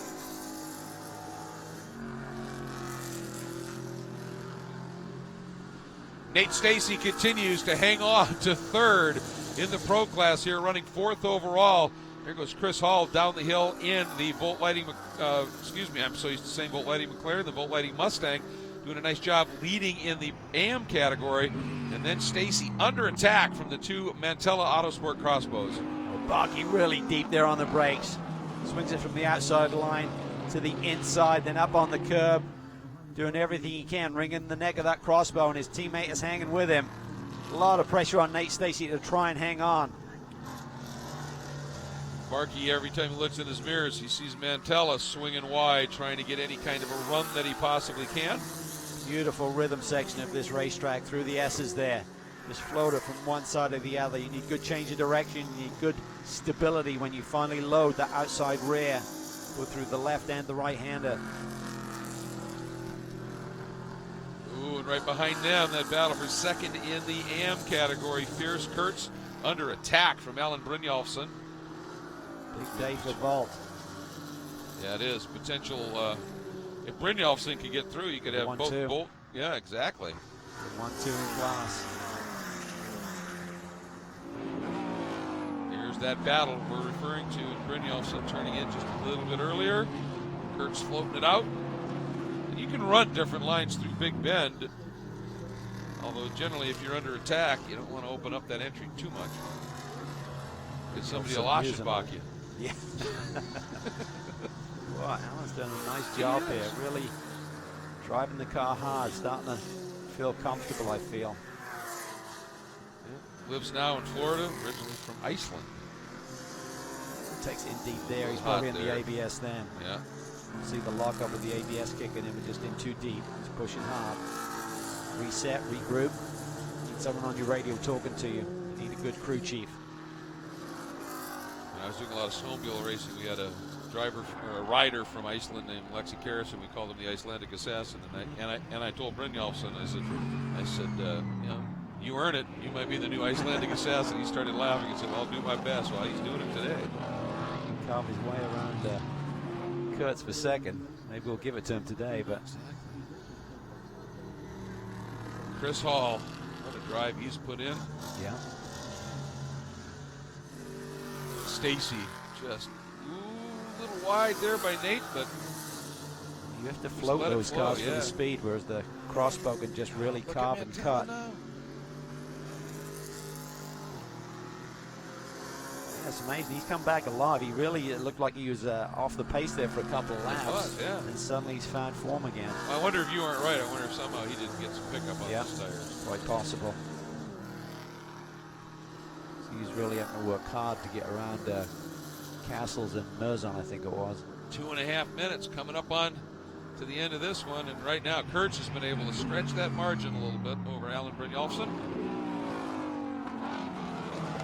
This battle is the one best on the track right now for the final podium spot in the pro category for 4th overall. The green and black Flying Lizard number 14 of Nate Stacey, the Porsche, and the 2 crossbows.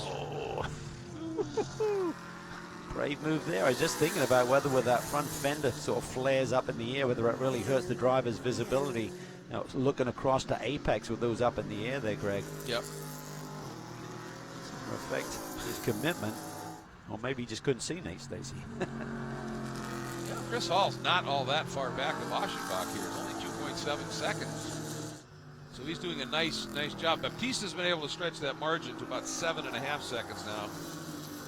It'd be really fun to see Chris run this Mustang on a full-time basis, and you know, sharpen the tool up a little bit, and suddenly you could have a Ford versus Chevy battle with Ian Lawson. Would be cool. Markey now going to try and ramp the outside on Stacey. Hang there. Stacey just washes out there a little bit wide. It takes away the line. Totally legit. Yep. You got to be established more than that. Yep. White flag coming out this next lap for Rodrigo Baptista, Cal. Good racecraft there by Nate Stacey. He's seeing where he's going to go and just placing that car in exactly the right position. Now, Mantella gets a run on Barkey. Looks to the inside. But dinner conversations. We talk about one team that's going to have some tonight with contact between the 2 team cars. Hopefully Mantella can maintain order here. By the way, Brynjolfsson has run back down on George Kurtz, so that battle's on as the white flag comes out.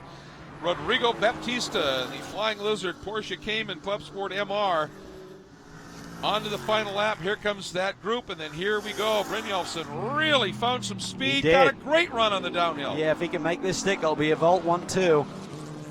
See if he can do it. Watch. I heard Oh, something. something's not good. No, down at the inside, you have to wonder whether Kurt's closed the door or whether it was just a bit too late for Brynjolfsson to make the move. Either way, he's up to second, Greg. Got it up to second. Looks like Kurtz is going to be able to continue. Oh, Chris Hall, arms and elbows there off the S's. Hanging on. Stacy goes for a ride to the inside. Can he make it stick? Hall protects. He's going to have to stack everyone up here. And he does. Now, what kind of launch does he have from that V8? That Ford able to accelerate away just a little bit here. Meanwhile, Baptista on his way as Porsche and Flying Lizard go back-to-back at Lime Rock in the doubleheader. Darren Law happy about that. Nate Stacy wants by, but big picture, Nate is going to be third and another podium in the pro category. And Hall winning in AM, then Barkey and Mantella, and then wait for Brynjolfsson. Yeah. Is he hanging on to that second spot? He does. So, well, all right. I'd say Brynjolfsson killed it on that last lap. He's the Icelandic assassin. We'll give Kurt's it to think him. he is, anyway. Certainly. You heard the contact and then the spin. You don't know exactly what happened. It was just out of camera. So I'm sure we'll be hearing about that shortly. But, boy, what a weekend for Rodrigo Baptista. Just impressive stuff here. Absolutely. Over Aschenbach, Stacy, another 2 cars on the podium for Flying Lizard. With Nate Stacy there, 4th overall, but 3rd in pro. Then Chris Hall winning in GTSA over his teammate Alan Brynjolfsson, and Mark Clennon on the podium as well. We'll be right back.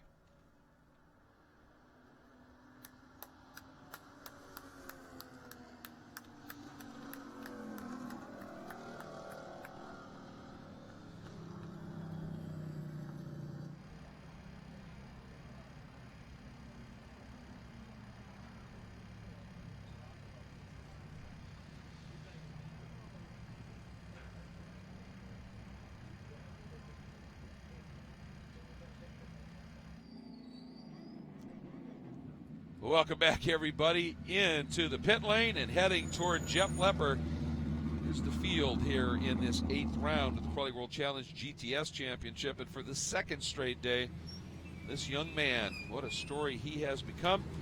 So he's going to climb out of that Flying Lizard Porsche, peel that helmet off, and have a chat with Jeff Lepper. He's come good this weekend. He has, but you'd have to think what was going through his head when he was going for that ride Right. through the grass in the S's. Yeah, it'd be interesting to hear what his mindset was when that happened and what may have caused that. As he hops out of this Porsche Cayman, right behind him, Lawson Aschenbach. I think this was a race of discovery for Lawson. Yeah. I don't think there's any question of that. And but meanwhile, the helmet coming off of young Mr. Baptista. Jeff is there and ready to go. Yeah, absolutely. Thumbs up. Day 2, win number 2. Well, thank you so much, Greg. He said it right there. Day 2, win number 2 for Rodrigo. Great job here today. Yeah, it was a great start, I think. And I had a problem with the ABS and the brakes, and I made a mistake on turn on the left-hander. But it was a really good race. I'm sorry for the panels guy, but for me, I'm really happy here. And yeah. Tell us about that start. How did you time that on the very first on the standing start?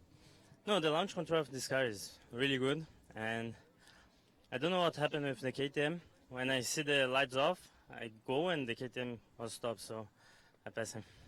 Well, Flying Lizard once again here in Victory Circle at Lime Rock Park. Boy, aren't they? Absolutely. And, of course, once again, you've got Rodrigo winning, and you got Nate Stacy third, so a big weekend for Flying Lizard. Yeah, and he said it perfectly. He said, when the red lights went out, I go, and the crossbow stop. I think that summarizes it perfectly. That's pretty much how it plays out. Absolutely. All right, folks, thank you so much for joining us here on our web stream for our coverage of the 8th round here of the Pirelli World Challenge GTS Championship at Lime Rock Park. Another interesting race with lots of battling, not always up at the front, but certainly throughout the field, some great stuff. And we are not yet done. One more race to unfold here, and it is going to be the 2nd round of the combined Pirelli World Challenge Touring Car A and Touring Car B. And that race is scheduled to start about 4:10, so I would say top of the hour, 4 o'clock Eastern Time. be ready with us, or maybe 5 minutes after that, somewhere in that window, as we bring you coverage of the last race of this Pirelli World Challenge at Lime Rock Park, weekend of racing on Memorial Day.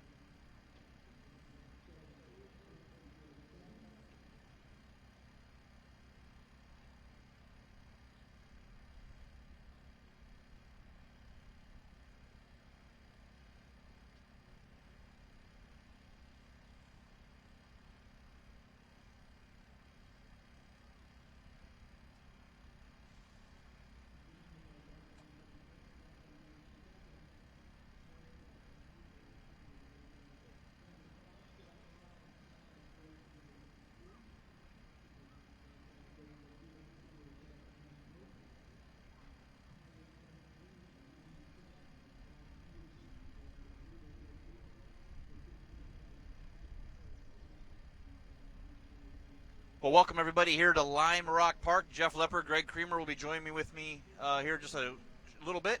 And Kurt Hansen down on pit lane, getting ready for the command here to start engines for race number 2 of the weekend here for the Pirelli World Challenge TCA and TCB cars. Thank you for joining us so much here at MotorTrendOnDemand.com as well as World-Challenge.com as we get set for a 40-minute sprint race standing start. TCA, TCB classes.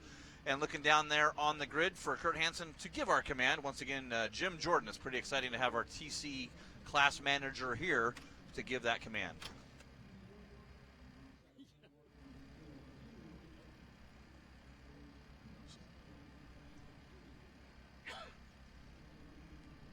So we'll see the cars. It's kind of ironic, Greg, when we talk about the split here with this track being so small, there's no way they can put 60 cars with the TC, TCA, TCB. So this sort of is going to let those TCA, TCB cars shine here by themselves here at Lime Rock today.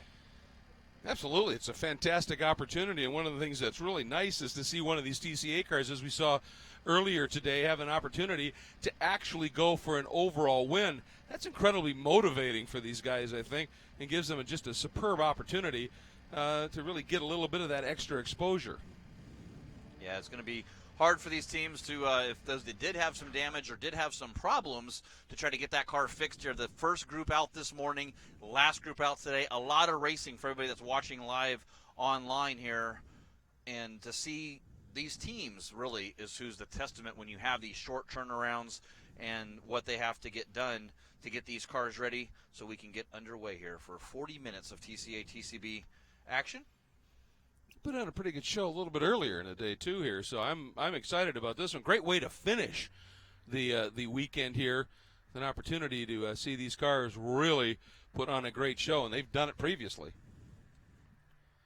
Yeah, looking here at some of the great fans here at Lime Rock Park. And seeing all the hills still full here, even with all the racing that's gone on today, the great SprintX racing that you saw earlier at World-Challenge.com, to watch the GTS competition that just ended right into TC. I don't really see any cars leaving. I don't see nobody going away. The tents are still up. Campers are still out. People still here. Fans still want to see racing, even though this is the last race of the day. Well, I'll tell you what, I think it's because of how intense the touring cars have proven to be, whether it's touring car class or the combined touring car A, touring car B. They've just been putting on some absolutely spectacular racing.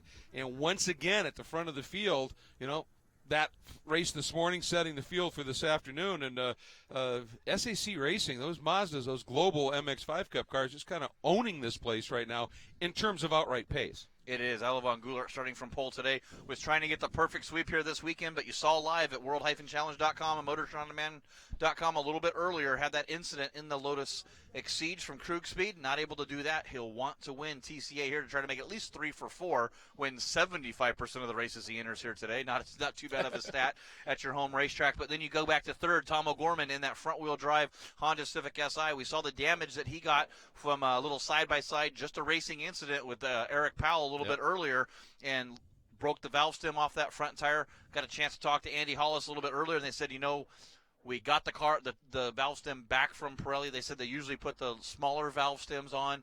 The engineer from Pirelli was checking the air pressures before the race and said, hey, you guys might want to switch this to the smaller valve stem. You know, karma. It happens. Yeah. It got brought up. So, unfortunately, Tom O'Gorman only finished 10th in that race one. He'll definitely want to recover here. Back to fourth, though, it's Dean Copeland in the Dean Copeland Motorsport Mazda MX-5 Global Cup car. Eric Powell in the older NC Mazda MX-5. Almost at a disadvantage here to those newer cars, I think, in that older NC versus the new ND. I think so. And one of the things that they say that the Global MX-5 Cup car really is stellar in compared to the older chassis is braking. You don't use them a lot here, but when you get them, they said it's really good on the brakes. And obviously you're dicing in traffic to have that balance. That's going to pay off as well. Brian Henderson starting back in the 6th place, the second of the Copeland Motorsport cars.